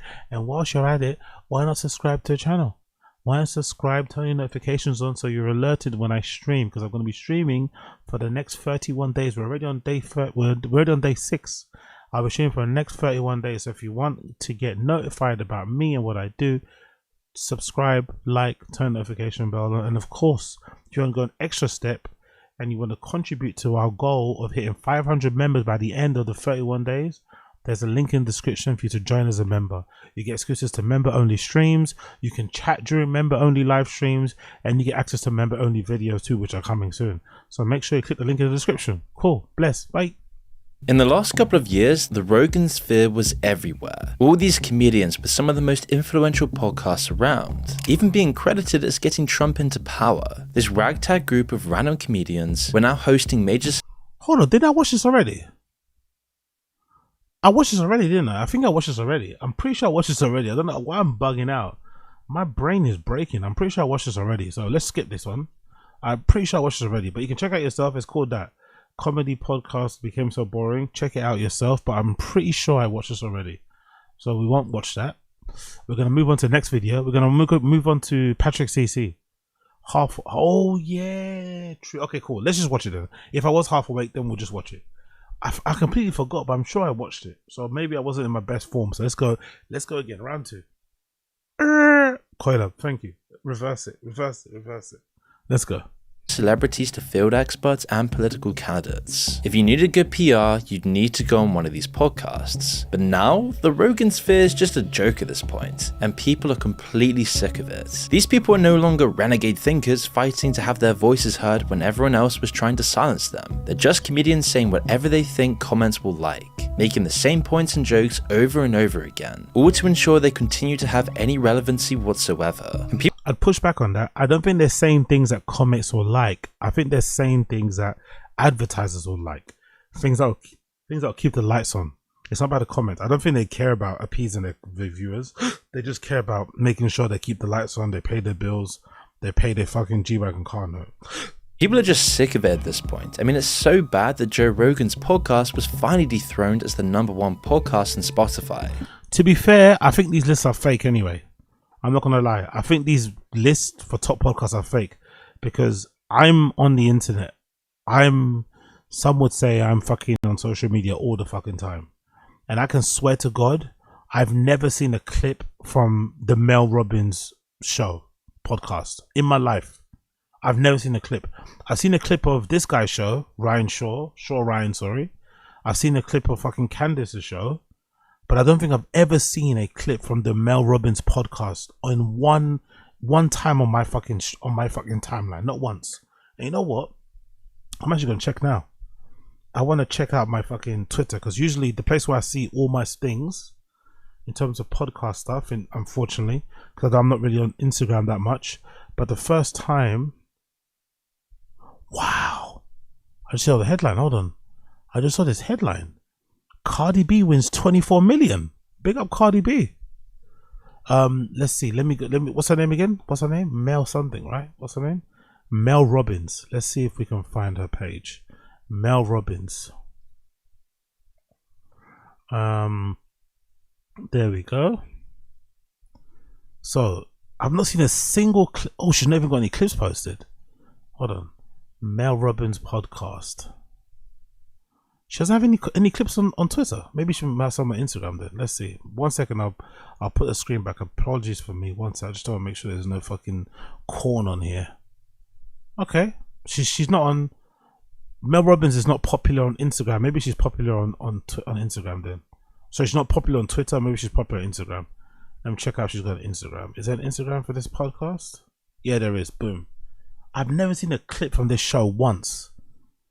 Honestly, I've never seen a clip in my entire life. Have you guys seen a clip on this? The Mel Robbins podcast, 1.9 million followers, hosted by Mel Robbins. And how many followers does she have? She's on 11.1. I don't even know who she is. Who the fuck is she? What does she do? Who the fuck is Mel Robbins? Who's that? What does she actually do anyway? What is she, an author? Who is she? Mel Robbins is a creator. Oh, she's a creator of the pod. She didn't do anything before that. She's creator of the podcast only. Fair play. Oh, is she who the fuck is this lady? She grew up in Kansas. She does a TED talk. Wow, okay. Let's check out the clips then. I'm curious to see what the I'm guessing it's just motivational stuff, right? Let's see. Is what she's got this fucking this guy seems like a crook. I'm not gonna lie. This Asian dude with the fucking green eyes, he seems like a crook. There's something about this guy that seems, I don't know what it is about him, but there's something about this guy. He just seems like a crook. Has allegedly been seen as the #1 cause of stress. You write about this in the book, in people's lives. How can the let them theory help people in the place that causes them the most stress? It's an excellent question. So first, let me... It feels like a parody, isn't it? It's weird. It feels like a parody, doesn't it? It feels like a parody. No pun intended. Let me explain the theory. The theory is very simple. It is a mindset tool that instantly helps you identify what's in your control and what's not in your control. The reason why this is important is because any psychologist will tell you that if you focus and try to manage things that are never going to be within your control, it only creates stress, anxiety, and frustration for you. When you take the context of work, there is so much inside your day-to-day life at work that is irritating, it is stressful. That one. So, big up Koila. It's complete motivational prattle. Jay Shetty is a cuttlefish. Fake male feminist clout demon. Yo, talking about cuttlefish. That's it. Cuttlefish and asparagus. Cuttlefish and asparagus. I remember this, bro. This is a song I used to play during my sets. I don't know why you said cuttlefish. What's the fucking... Is it Get Down? Is the song called Get Down? That's the one. Dun-dun-dun. I don't know why I remember that. Jesus Christ. I don't know why I fucking remember that. But I remember this is one of the songs I used to play back in the day in my sets. Oh my god. That's Jay Shetty. That when I see his face, that's what I think of. But yeah, I don't know. Like, what else does she do on this show? What else does she do? Any other videos? Who's this Let's person? talk about what it means to be excellent. I really understand the power of like how you do anything is how you do everything. And this idea of excellence, of taking it seriously, how you wake up in the morning. Come on, man. Give us a break, man. Give us a break, bro. Like, honestly, lay off it. Lay off it. Lay off it, bro. Like, enough. Of taking it seriously, how you prepare your breakfast, taking it seriously, how you show up in work, how you see people. Like, do you go morning or do you go morning? How are you? Ma'am, I'm struggling to keep the lights on. I don't have a fucking pass for the underground. I'm jumping the gates and I'm 47 years old. I don't have trainers. I wear one pair of shoes. I got one pair of underwear. I don't have time to fucking have a fucking Joker wild smile on my face every day in the morning. I'm just trying to stay alive, you know. This woman, man, these people, these motivational speakers are so fucking detached from reality. Let's see another clip of her. Why your 20s feel so overwhelming? Because you're a fucking pussy, probably. Let's see. What are some of the things that 20-somethings feel a lot of anxiety about that might surprise somebody who's not in their 20s to hear causes anxiety? I gotta start playing pianos, and I'm gonna do that now. Actually, I'm gonna find copyright free. I want to make an AI. I'm gonna make a music bed with a piano, with a soft piano. I'm just talking nonsense. I don't know when I make another clip for John Geiger, shoes. I'm gonna have a piano playing as a bass, you know, as the bed of that video, so it kind of makes it sound a bit more oomphy, you know. In that decade. What is so difficult about the 20s is that it's the most uncertain time of life. So it's probably the only time in your life where everything is uncertain all at the same time. Never trust somebody who can't really open their mouth when they speak. You know, people that don't open their mouths, have like really small mouths. I find them very untrustworthy. Same time. So work is uncertain, love is uncertain, finances are uncertain, the brain is still developing, emotional stability is still coming together. So, you know, I think most of us in 30s or 40s or 50s, maybe we have, you know, work goes sideways or romance is blowing up. But for 20-somethings, everything is uncertain. At worst, at once, the brain really hates that. The brain interprets uncertainty as danger. So 20-somethings are walking around in a pretty low-level state of sort of chronic stress and anxiety around everything. Anyway, I don't give a flying fuck. Anyway, like I said, those lists are fake. Those lists are fake because I've never seen a clip of that woman's. I've just watched it right now, and the podcast looks boring as fuck. Or not even boring. I feel like I've seen a rotation of those guests on other shows, you know? And she's #1 allegedly. So these lists are made up. And it makes a lot of sense. His YouTube views are down, there's more hate than ever, and people just don't really seem to care about any of these people's opinions anymore. With Joe Rogan, people comment all the time that he's increasingly out of touch, and seemingly only complaining on his podcast rather than making jokes. And then I'm reading the comments where some guy was like, yeah, well, you guys aren't talking about is how much it costs to buy a sauna. You're making it seem like it's all free. And like what are you supposed to do?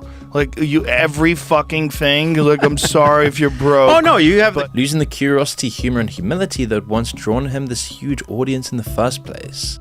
Going back on Joey Joe, he's like the biggest podcast. I never actually listened to him, so I listened to an episode and I'm like, oh, he's actually, respectfully, very dumb.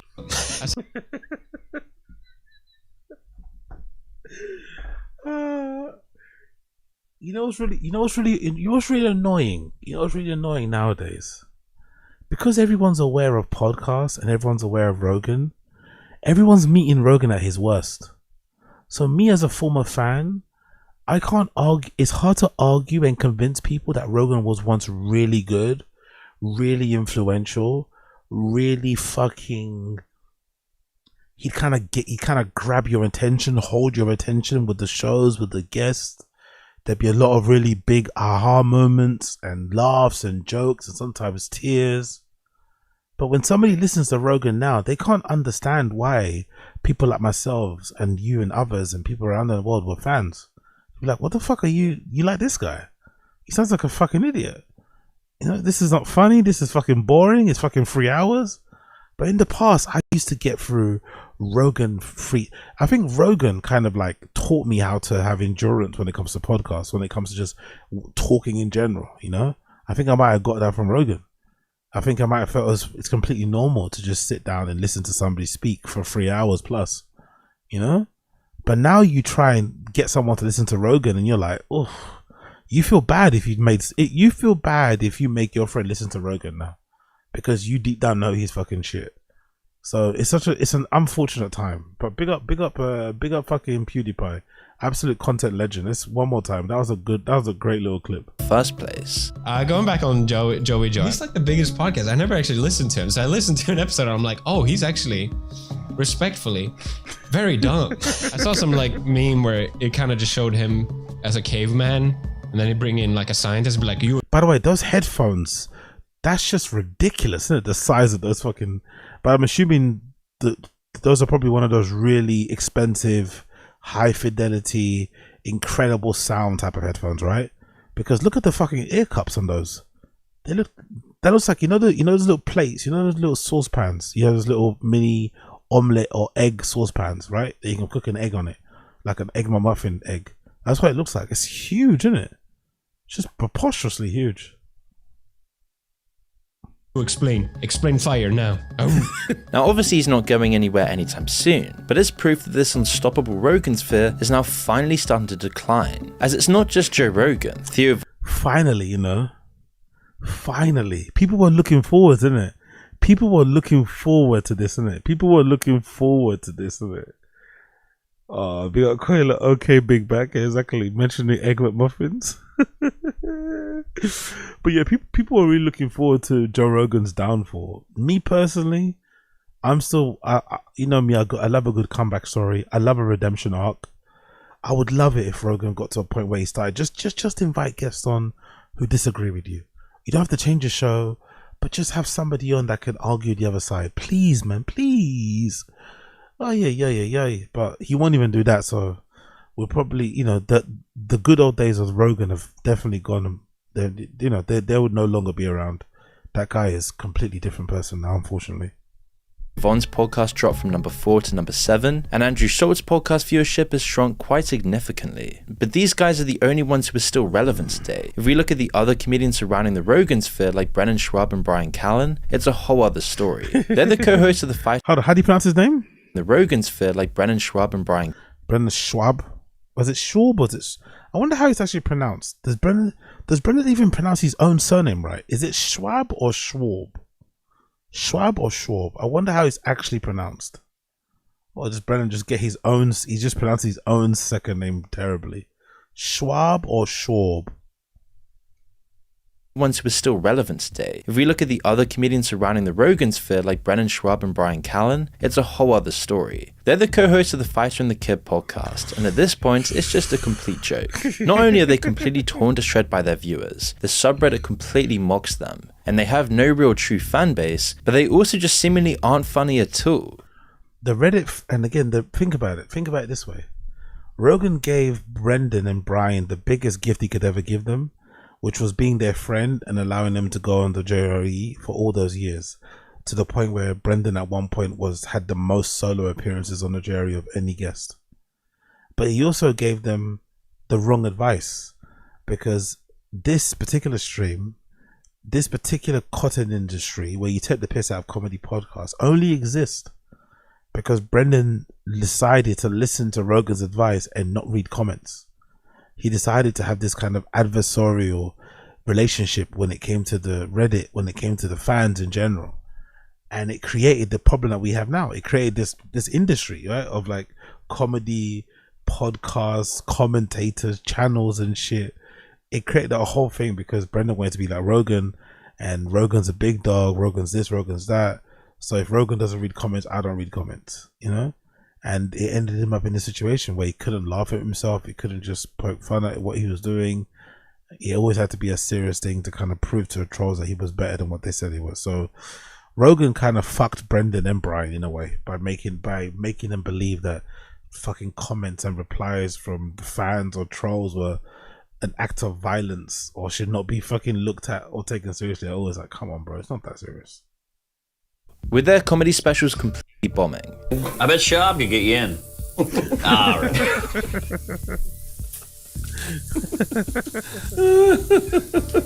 It seems like they're doing everything they can to maintain some sort of viewership. And it seems like some of the issues here isn't just Joe Rogan's dwindling influence, but also overcalculating the move to Austin, as it doesn't look like the holy move to Austin by all these comedians went as expected.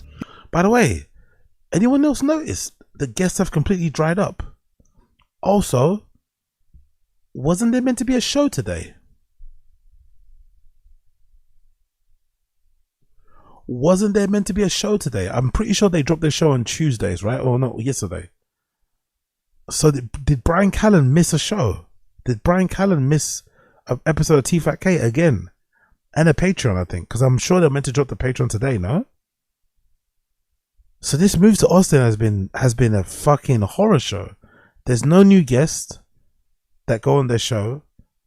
And Callen's been missing more shows in Austin than he's ever missed when he was in LA for those 10 years that he was there, or whatever, however long they were there. Fucking wild scenes. He randomly texts me. I don't know if he knew I moved or something like that. And he's like, checking in, man, blah, blah, blah. You going through a tough time? And I was like, I just moved to Austin, man. Yeah, I'm trying to find my way. How long did it take you to get, how long did it take you to get, like, you know, back in your routine and feeling comfortable? It was 3 years.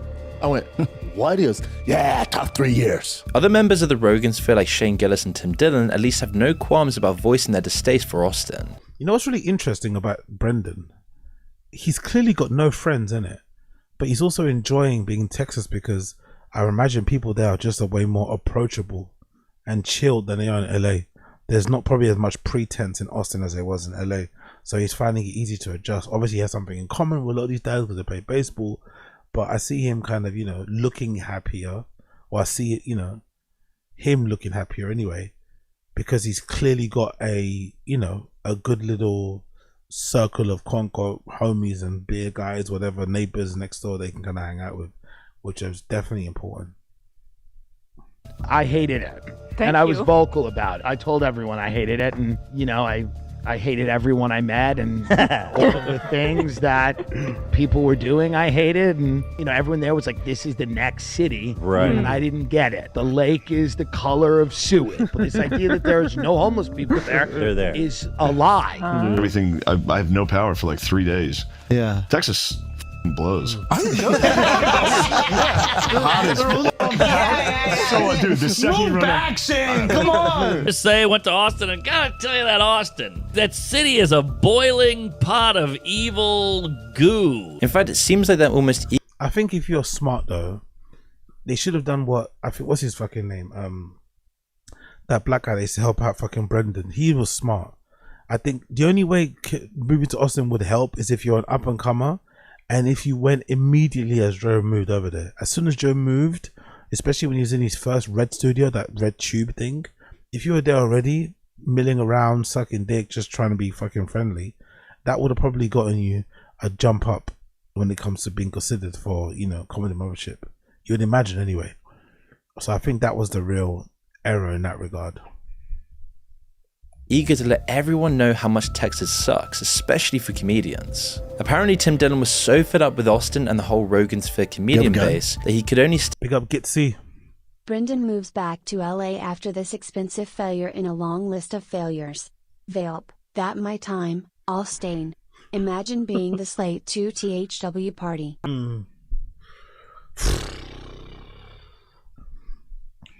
I wonder, man. I would love to know. Big up Gitsy. I would love to know why Brendan didn't move there sooner.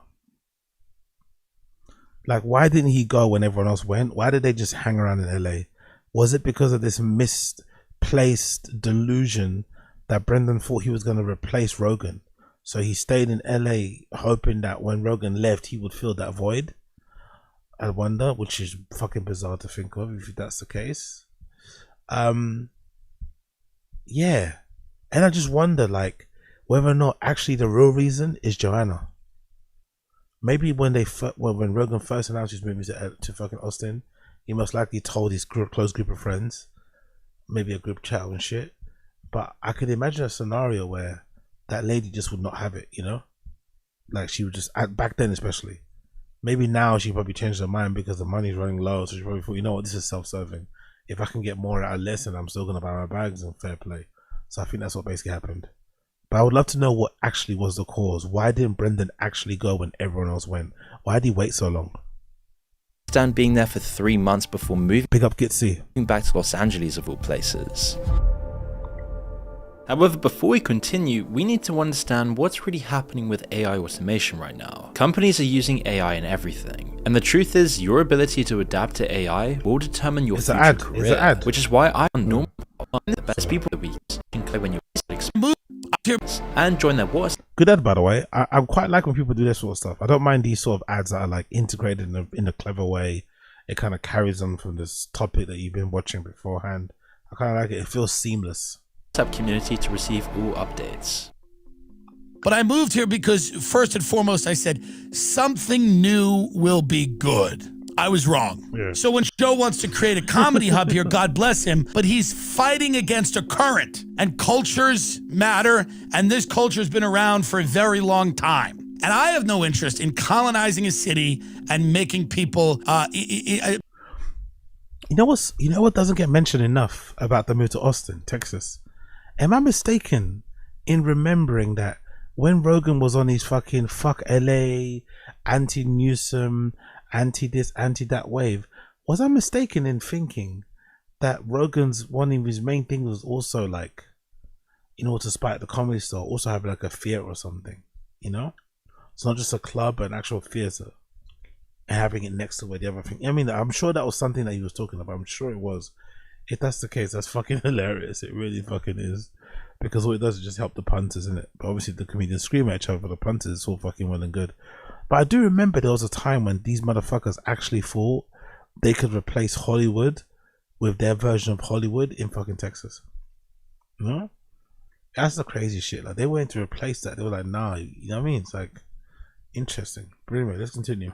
Making it into a great comedy city. I don't care about comedy and me and this show. It is not the move. Austin has many of the problems of Los Angeles. A lot of the homeless people. I don't give a fuck about Austin. I love Texas, but I don't care what happens to the comedy community of Austin, Texas. I don't care. It has been forever a community of sloth-like people. But Brendan Schaub, on the other hand, seems quite determined to hide how miserable he is by talking about how lit the city is. But it seems like nobody believes him about this, not even other comedians in the same space as him, as he had to downgrade his podcast studio into a storage unit studio in the middle of nowhere with a ridiculously loud AC. But I will say this, you're talking about those first couple of weeks, man. Chef's kiss. Those first couple of weeks were so fucking good. Seeing Casey trying to walk in between fucking chairs, then cutting it after, like, oh my god, that was fucking, oh, so good, man, so fucking good. What is that noise? It's AC. It kicks on for a little bit. It'll turn off. Don't worry. But along with motion sensorized, no Chin, we're gonna worry. It kicks in a bit, then it's gonna go off. Don't worry. No Chin, I'm worried. If you're the producer, if you're this, whatever, you're skilled, you should be able to say, yep, it's off for now, and it's going to be on later. You know what I mean? Come on, bro. Yeah, leave it there, leave it there.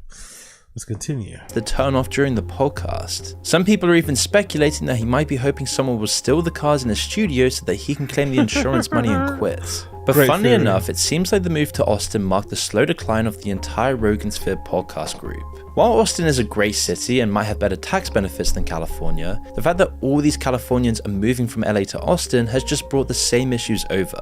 Meaning Austin's just a smaller version of LA, but on top of that, there's none of the benefits of LA. Not many people actually live there, and guests to any of these podcasts will have to go out of their way if they want to appear on one of the road. Really?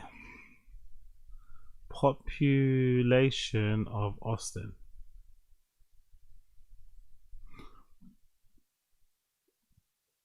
Right, is that it? 989,000. Shit. Fucking hell. 989,000. Fucking hell. I didn't know there's that little people there. Rogan's Fierce podcasts. Instead of being in the hub of media, they're basically slap bang in the middle of nowhere in America. And while this won't be such an issue for someone like Joe Rogan, all the others in the Rogan sphere don't have that same kind of influence or funds. People are saying that's the reason why the Joe Rogan podcast is flopping. It's not as good as it once was because of the location. It can only attract a certain level of guests. So it kind of, they're basically trying to say that maybe the suggestion is that maybe Rogan took for granted how many guests he was getting just because he was in LA. Obviously his podcast is still popular and good and whatnot back then, but I wonder if a lot of those guests came on his pod because they happened to be in LA. He was one of the biggest, not the biggest platform. Why wouldn't you go there? You know, I get it. To either willingly fly someone out just to spend a few hours on a podcast, or even try to convince someone to fly out to Austin in the first place to be on one of these podcasts. And so because there's so many of these same comedians in the same space. Pick up Jasper, favorite Brendan moment.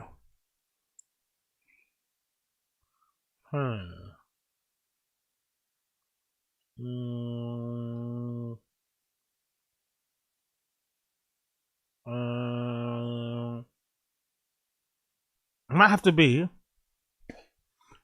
the one, you know, weirdly enough, I always say my favorite Brendan lie is the Moon Tower Comedy Club lie or the Moon Tower Comedy Festival lie. But you know, one of my really not undercover, but maybe not mentioned a lot moment of Brendan was, do you remember that time we were doing the Calabasas Fight Companion and Bradley Martin was about to read out the fucking messages in the chat. And Brendan started panicking, like, no, just let's do our own thing, man. Let's do our own thing. That was so good. You see the panic and the dread on his face when Bradley Martin was saying he was going to read the chat. He did not want that. That made my favorite moment. I'm not gonna lie, that made me my favorite Brendan moment. He was so scared. We got mine's John Africa. Always makes me laugh for no reason. Yeah. Who the fuck is John Africa? Yeah, Tyson makes that good. Maybe can we watch it again? Yeah, we'll watch it again. Why not? What's it called again? What did I say? Bradley Martin comments. Yes, let's see it. Let's see if I can find it. Let's see if someone's got a clip of it. Brendan. Actually, let me just type in Bradley Martin and maybe that'll come up. Bradley Martin. How you spell it like that, right? Cool. Bear me 1 second while I check the Reddit and see if it's available. Bear with me. Let's smash the search there. Let's see if it's available. Or is that to read comments? Want subtitles? Oh shit! Okay, it's not there. Let's do it one more time. Bradley Martin, Brendan Schaub.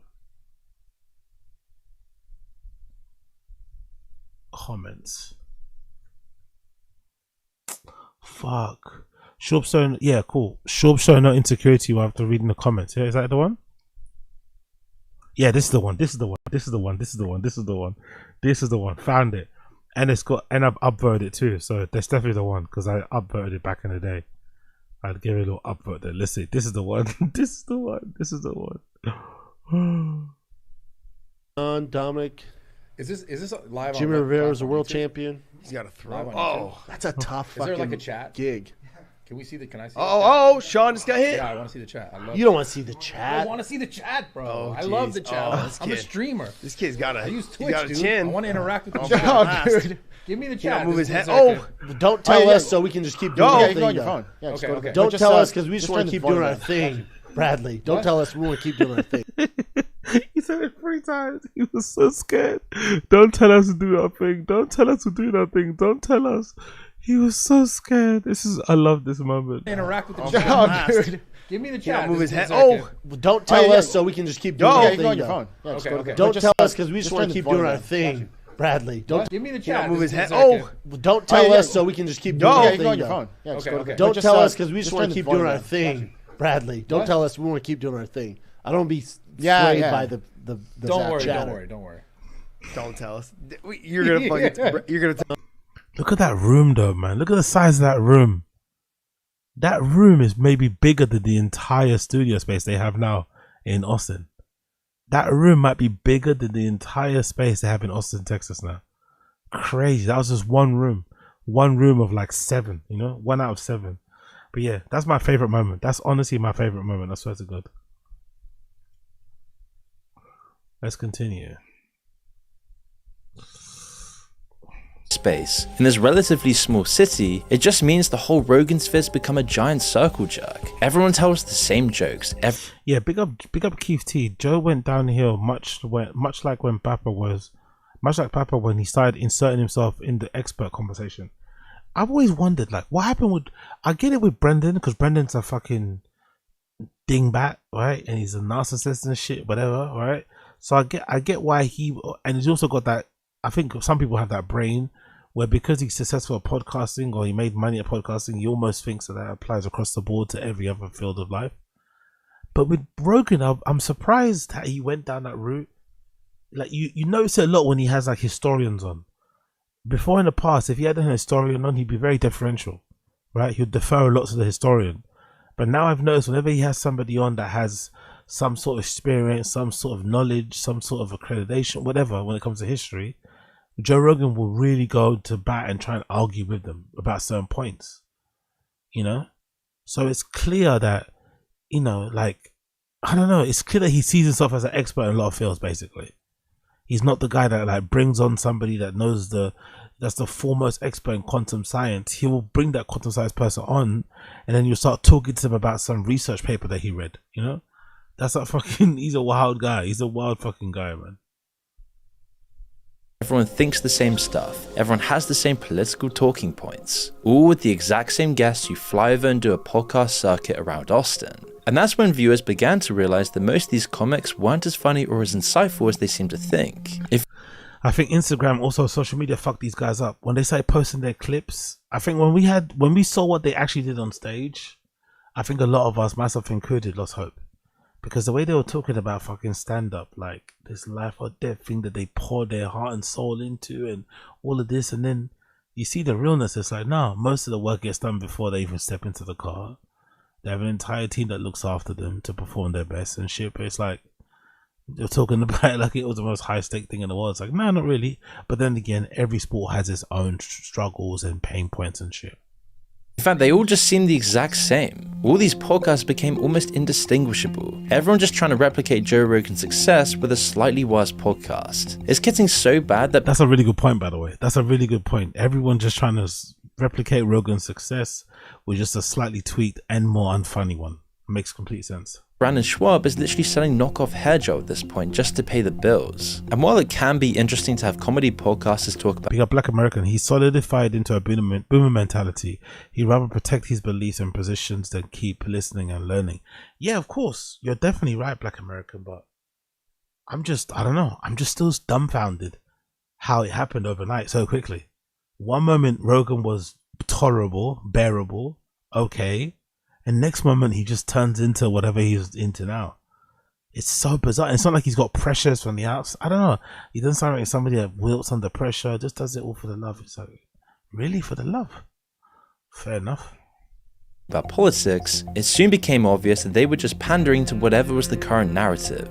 Picking sides during the election kind of made sense, but when the dust settled in America, all the Rogan Sphere podcasters had to start changing their tune. People that they'll DM me and be like, you see what your boy's doing? You voted for this. I'm like, I voted for none of this. He's doing the exact opposite of everything I voted for. Yeah. I want him to stop the wars. He's funding them. I want him to shrink spending, reduce the budget. He's increasing it. It's like everything that he said If I was Trump as well, I would start writing names. If I was Trump and I gave some of these guys a look with one of the biggest interviews they've ever had in their entire lives, I'd give these guys a fucking side eye, you know? I'd fucking cross their names out for the fucking Jubilee celebrations, whatever they're doing. Because Jesus Christ, man, they both went inside yapping away. Both teams yapping away. So, yeah, the yapping is annoying. he's going to do except sending immigrants back. Meaning it was difficult for anyone to actually take them at their word anymore. Now, of course, comedians are allowed to have political views and they're allowed to have them change, as comedians are often the ones pointing out the flaws in the system in the first place. But the issue is when it gets preachy. Let's relax. They don't point out any flaws in the system. They just try and tell shitty jokes in an attempt to get better Netflix rates and to fuck. Come on, let's be real. Repetitive and just so monotonous, where you'll find a comedian lecturing you and polarizing you about repetitive topics that probably you just want to get away from in the first place. Now we're watching it really heavy now. People Big up Black American. I don't think it was overnight. He started having Peterson and Harris on 8 years ago. The moo cow man was Yeah, too. But again, it doesn't. I don't think that's also the answer, because back then Jordan Peterson wasn't as unhinged as he is now. You know, Sam Harris also wasn't. They were somewhat reasonable. If anything, Sam Harris and Jordan Peterson got on back then. They don't anymore. So I just would like to know what is it about this movie that's make. But again, it's cans in it. Everyone cries at fucking cans. There should be fucking napkins permanently under some of these tables at cans. It's fucking crazy. People grift to a side politically is so fucking funny to me. It's wild. We're seeing, you know, we know who these people are. Yeah, like if we know who these comedians are. Like we're talking about comics, and we're just like, it's so funny. Like the comics that we know that are like everyone's doing well, everyone's like going on the road, but they're doing. There's people doing so well with this grift that you go that like we're all just sitting here like in disbelief. If you go on any of Joe Rogan's recent podcasts or the Joe Rogan subreddit, you'll just see that most people were so bored with the recent guests, especially when all the Rogan Sphere comedians talk about the same stuff like elk meat, ice baths, MMA guests, and boring cold elk meat, ice baths, and MMA. That's such a good way to surmise Joe Rogan, isn't it? Big up Black American as well.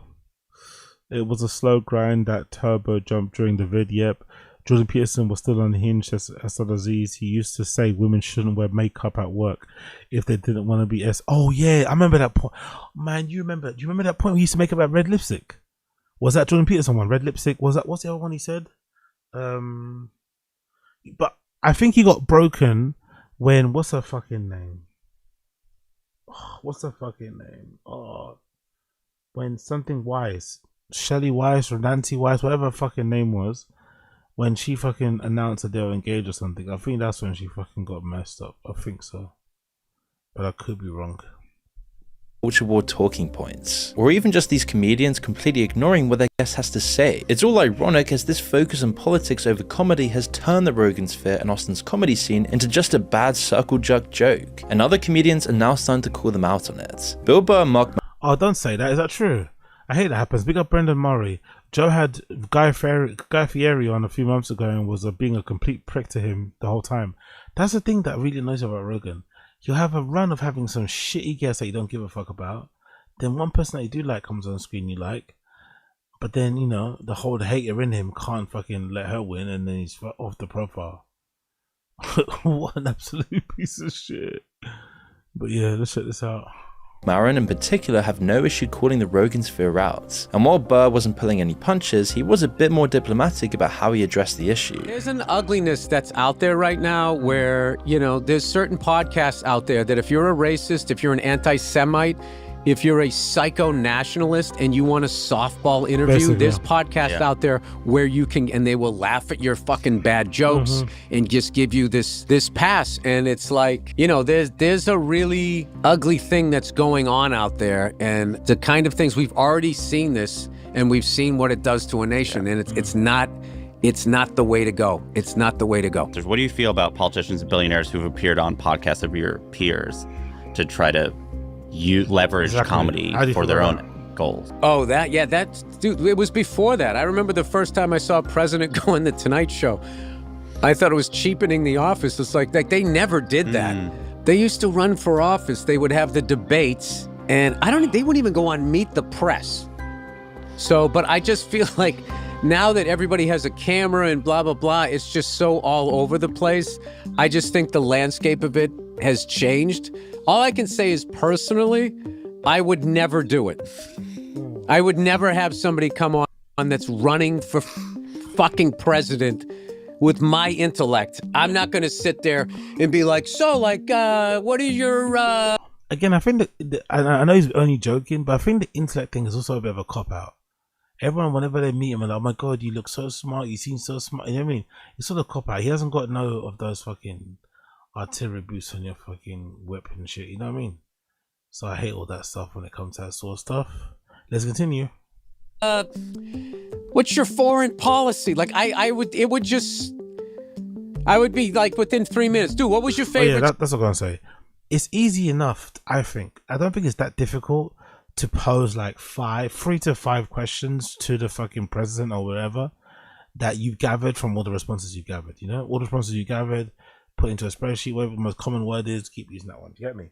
So I think that was what should have been done here. Super Bowl. The people that read and the people that are the subject of what you're reading.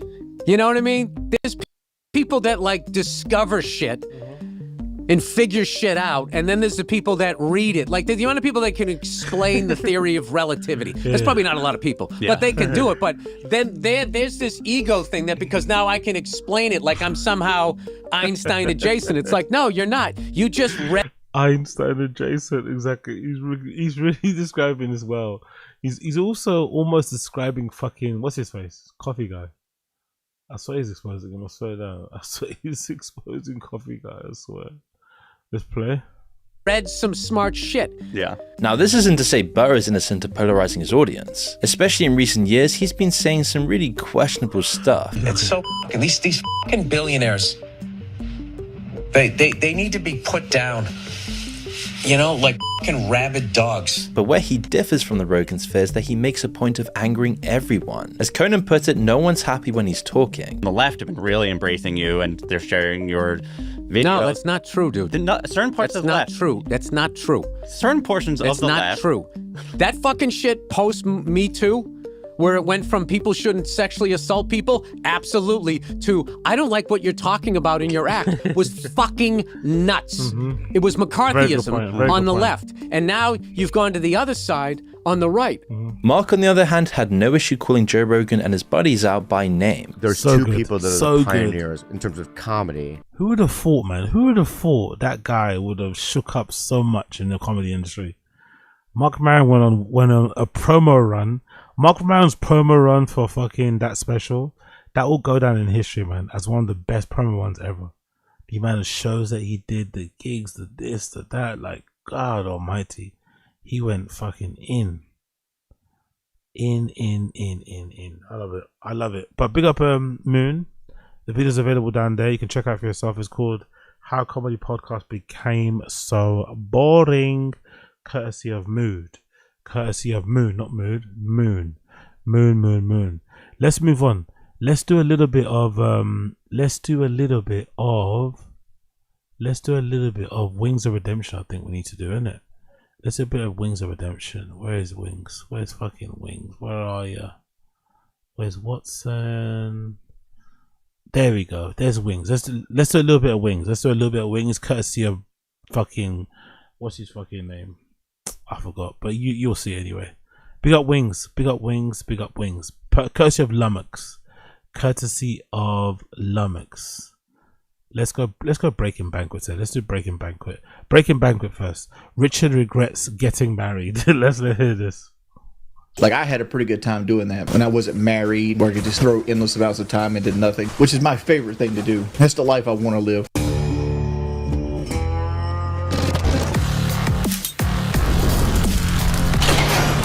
Did that man say his favorite thing to do in life is to piss away his money doing nothing? Is that the American dream? To just get paid a lot of money to do absolutely nothing? Fucking hell. Not even enjoy yourself. You have to work, but not even enjoy yourself.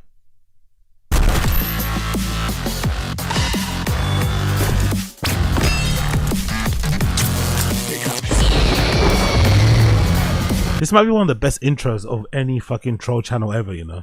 Just thinking about it. This might be one of the best intros of any troll channel I've ever seen ever.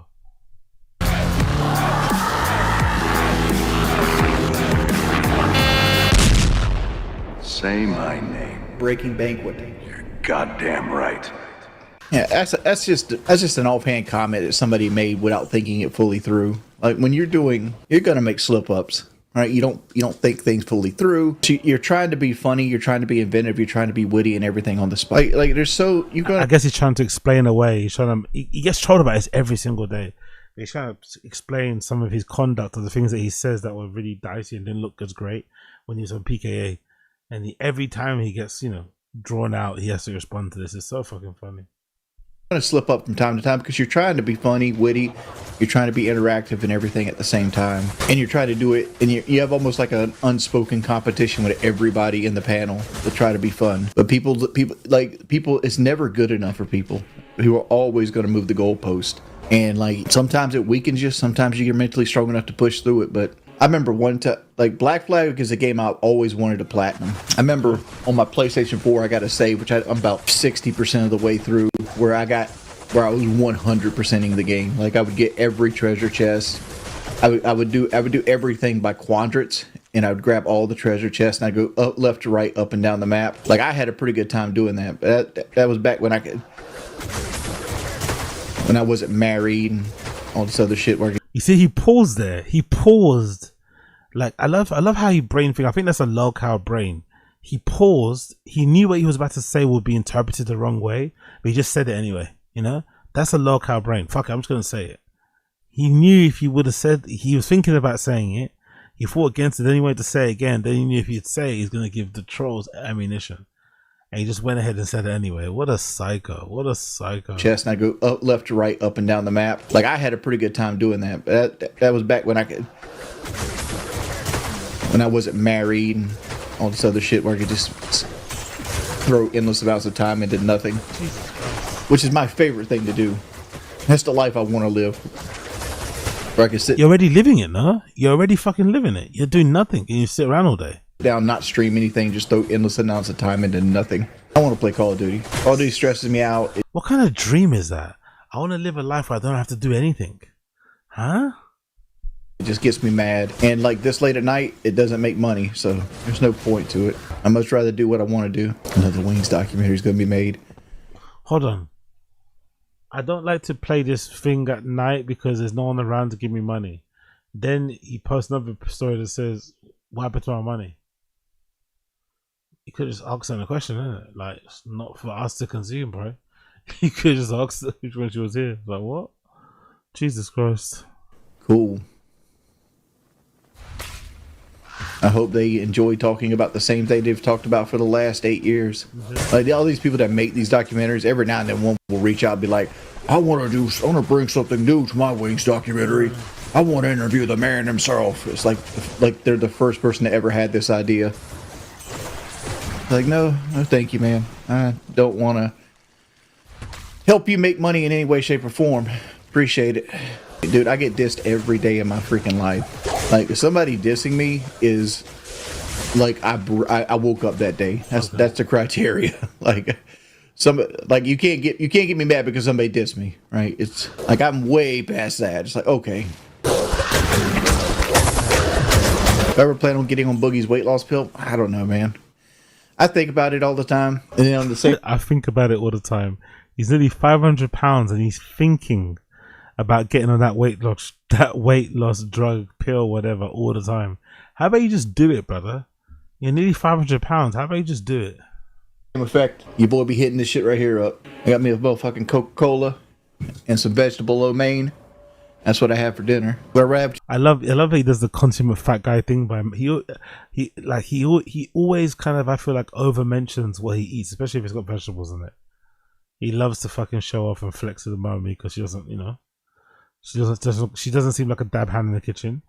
But yeah, I find this hilarious, this little passive aggressive little back and forth they have going. So funny. $2 million would be 180 pounds. Be 180 pounds. The only thought I'd have about it is I'd probably fuck up again and mess myself up. I mean, health is worth more than money. Money is something that you can always earn. You don't only get so it. long with health. It's a limited resource. Live fast, die young. Here's the thing, man. As you get older, you learn that good friendships are more important than most material things that you'll have. You don't have good friendships though. Has everyone left because of him? Like, what's he talking about? He has zero fucking friendships. There's absolutely zero, I'd imagine. Like, let them fucking fend for themselves and whatnot. I don't think that's fair. But yeah, big up her. Big up him. Like, I'm blessed enough that I have most everything I ever want, right? And if I truly want something, I have the means to get it, right? Like, there's things I couldn't get, right? Like, if I wanted, like, 200 acres and a mansion, nah. that's out of your boy's reach, right? But like, if I wanted a 4-wheeler, I could get one. If I wanted like a modest new house, I could get one. You think Lisi's really pretty? Like, see, I like she's good looking, no doubt, but like, she is not. I've always called her a monk's. She's cute in Monk's Corner, right? Jesus Christ, what do you look like then? I find it interesting, especially on the internet. Maybe because I'm noticing with the fresh and fit guys. I find on the internet, the guys with the strongest opinions about women are usually the ones that look stinky. You know, nappy. I don't know. I just wonder what that's about. There's something else going on, you know. But you know, maybe it's not. Like, if you put Lisi around actually attractive women, it's like, okay, all right, Hagatha, get your ass back in line. You know, because like, if you go to like LA and you put her next to women that have like expert makeup skills, you know, go to the gym all the time and shit like that, Lisi looks like what she is. She's young, she's got a cute face, and by the time she hits 30, that wall will most definitely be too tall to climb. He's talking about a 13-year-old this way. It's like, oh, Lisi's big. Nah, she's not that big. Like, if you think that's big, don't ever make a woman happy. Like, women tend to put on weight as they age and as their metabolism slows down. It's just naturally part of their body. Like, almost all women get to Lisi's size at some point, unless they're like movie stars or like professional actresses or some shit like that. Like, Lisi's like as a if I was actually a dude looking for like a mate, like things that would like turn me off from Lisi would all stem strictly from her personality. Vindictive, manipulative, a user, just like you. Has no real wife skills, right? Like, if you ask Lisi, like, hey, I really would like some meatloaf and like some mashed potatoes, you think you could make that happen? She'd be like, yeah, I'll call the Golden Corral. You know, like, she's not going to put the effort in to actually try to learn how to make mashed potatoes and gravy.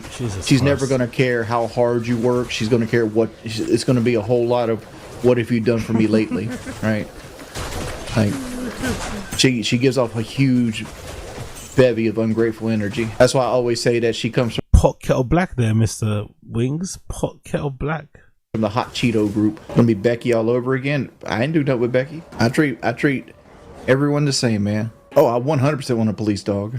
Not so much a police dog, but I'd like to have a German Shepherd. I'm thinking about like ideas, because like I'm painting my office. People love German Shepherds lately, and I feel like I've been seeing these around everywhere. People buying German Shepherds. I think I've seen a bunch of those videos out. I'm pretty sure. I don't know what the fuck's going on with fucking German Shepherds. I'm assuming because they're all well-rounded and shit. Or the stamina, I don't know, but for some reason they seem to be the one everyone's fucking going after. Let's continue. At the end of this week, so I'm taking this couch is going to my mother-in-law's, and we're gonna paint. We're gonna take the TV down, fix the holes where we planted the TV, and at that point, I'm like, the wall's gonna be painted black. So I'm thinking about like, what should I do for the backdrop at that point? But I'm streaming just to stream, just to talk to you guys. I'd like to make some money. I told you guys, I feel lonely. I think that's pathetic. Whenever somebody asks him why you're streaming, he always says the same thing. I'm just streaming for you guys. It sounds so cringe, so pathetic. Him trying to get down and seem like he's not washed and shit. It's like, bruh, just embrace it. It's no problem being fucking washed at all. Just to flipping embrace it. But unfortunately, that's not going to be the case. That won't be the case anymore. Let's go back up. Where is that fucking fashion thing? Where is it? Oh, there we go. We got Julian. Big up Julian, man. Like Julian. What's going on? Let's continue here. But at the same time, it's like, I'm cool, whatever. No, I don't stream. I don't stream on Twitch. I had my Twitch partnership stolen from me. And Twitch is way too stolen from me because you fucked up and said something you're not meant to say, and somebody put together a whole dossier of all your fucking fuck ups and sent it to Twitch. It's very different than somebody stealing it from you. Liberal now. I hate to put it that way. Like, there's too many rules and it's run by bots at this point. Yeah, like I had a bunch of people report me to the point that Twitch got tired of me and took my partnership from me. I didn't break any real rules. Would I crash out? Nah. I'd probably look sad for like 30 seconds and Because at the end of the day, platinum trophies don't really mean much. Anyway, we'll pause it there. We'll pause it there. This guy's getting on my nerves. But big up Wings of Redemption. Regrets getting married. Reminiscing on the days when he was young, single, and had loads more money in his pocket. And yeah, man, seems interesting. Seems like a fucking crazy occupation to have. But it does look kind of fun, not gonna lie. It does look kind of fun to know how fucking helpless you are out there, you know? That's the truth of these type of situations. Oh yeah, cool, let's watch a little bit more and I'm gonna bounce, I think. Let's do one more. We're gonna do something that you guys don't like. We're gonna do a little bit of saturated content, world of t-shirts. We're gonna do a bit of world of t-shirts and I'm gonna bounce. Let's see how depressing it is, because usually world of t-shirts life is just one big fucking car crash. Let's see what I want. Let's press play. That's a short video if you want to watch it yourself. World of t-shirts, no good, very bad, terrible month, courtesy of saturated content. Let's see what he's saying.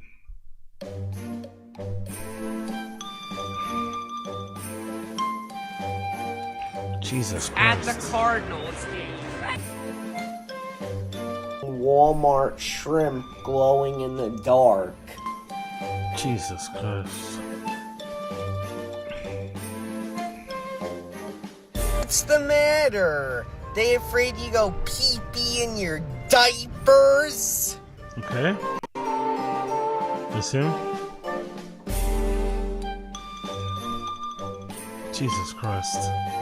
Ew. He's got grills. Ew. Why do his grills look like yellow teeth? Why does it look like he's not brushed his teeth? Instead of looking like, you know, cool jewelry shit, they don't look good on him. His lips are so dry there, by the way. He looks horrendous. He's in his early 20s as well, isn't it, right? If I'm not mistaken. Isn't World of T-shirts in his early 20s? Jesus. So it's been some weeks since I've covered World of T-shirts, and that's mostly due to the fact that I feel like every story, every incident sort of runs in together. It's just fry bags after fry bags, crash outs after crash outs. Well, we got some interesting developments. Josh went to a Juggalo concert and spit on somebody. He had Big up Andy, bro. This is fucking blob of thing depressing. I don't know who he is, but damn, watch MMA Roasted podcast and said, yeah, just a couple minutes, my friend, just a couple minutes. Don't worry. Big up Andy. I know, I get it. We're just hanging there. His birthday celebration, he broke his phone. He's just been having a not very great month. You know, we all have those times. You know, summer's coming to the end. Jesus He's Christ, probably that's afraid so it's going to close. be getting cold outside. He actually Too has close. to actually put on extra layers of clothing. Probably scares him a little bit. I understand that gripe. And at the same time, as you saw at the very end of that clip, he somehow has morphed into that oddball character from Better Call Saul, who Mike Ehrmantraut works with, and he drives a flashed out, souped up, flame-ridden Hummer.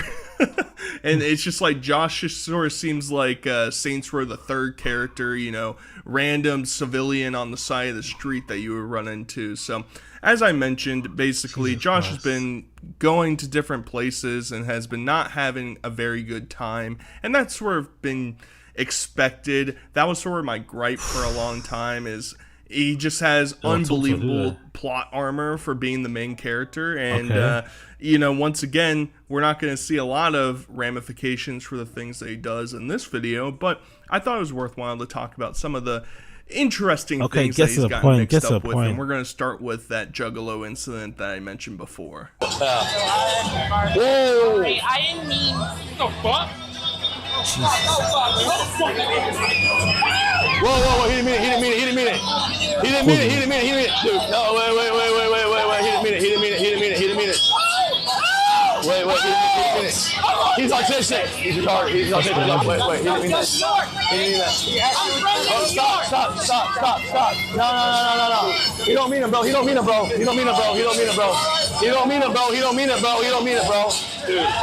Dude.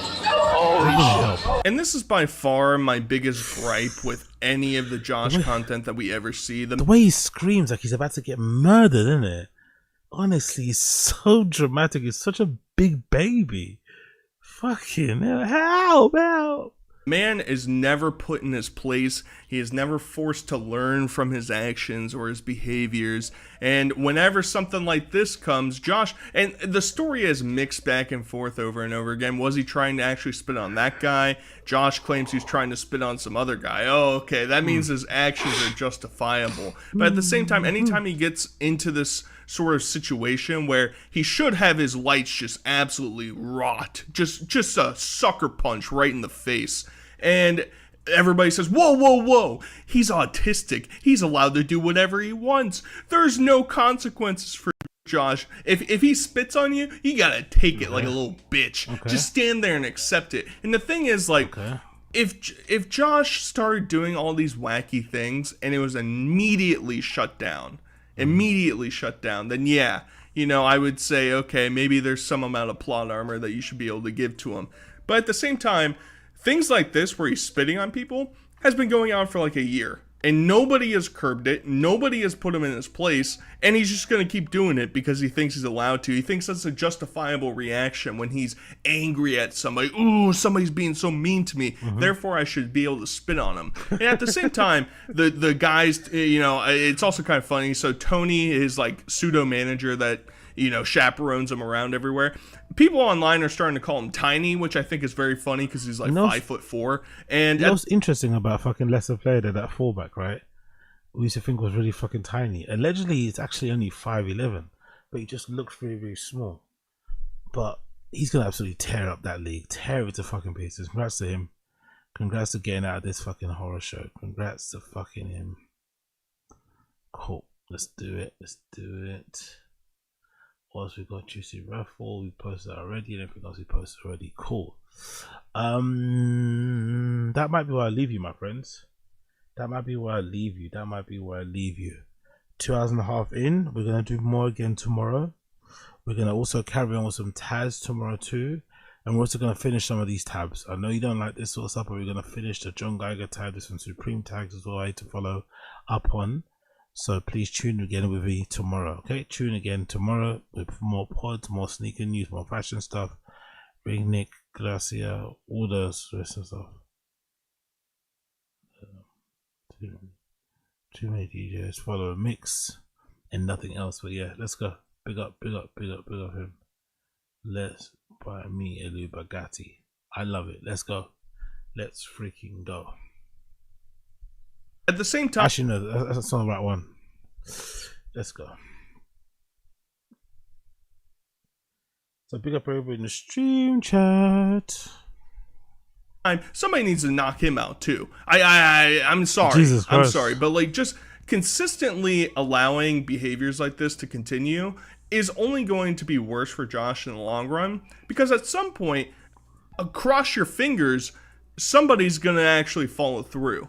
And they're not going to let that moral bug, that little voice in their head say, you know what, maybe it's not great optics to go and punch the shit out of some alcoholic autistic kid. But honestly, something has to happen, dude, because all these enablers that surround him and just allow him to get away with whatever he wants to do, it's not cutting it for me. It really isn't. And at the same time, Josh moves on from this experience, and I'm not a big Juggalo guy, so I don't really know the whole shtick, the whole crowd, the whole group, posse, whatever's going on. I think he meets with some guy named Shaggy and talks about how rich he is. Oh man, he really learned his lesson from almost getting his lights knocked out. I'm so poor! You're not poor. Josh, you're not poor. You're not poor, dude. You make a lot. It's gonna get better.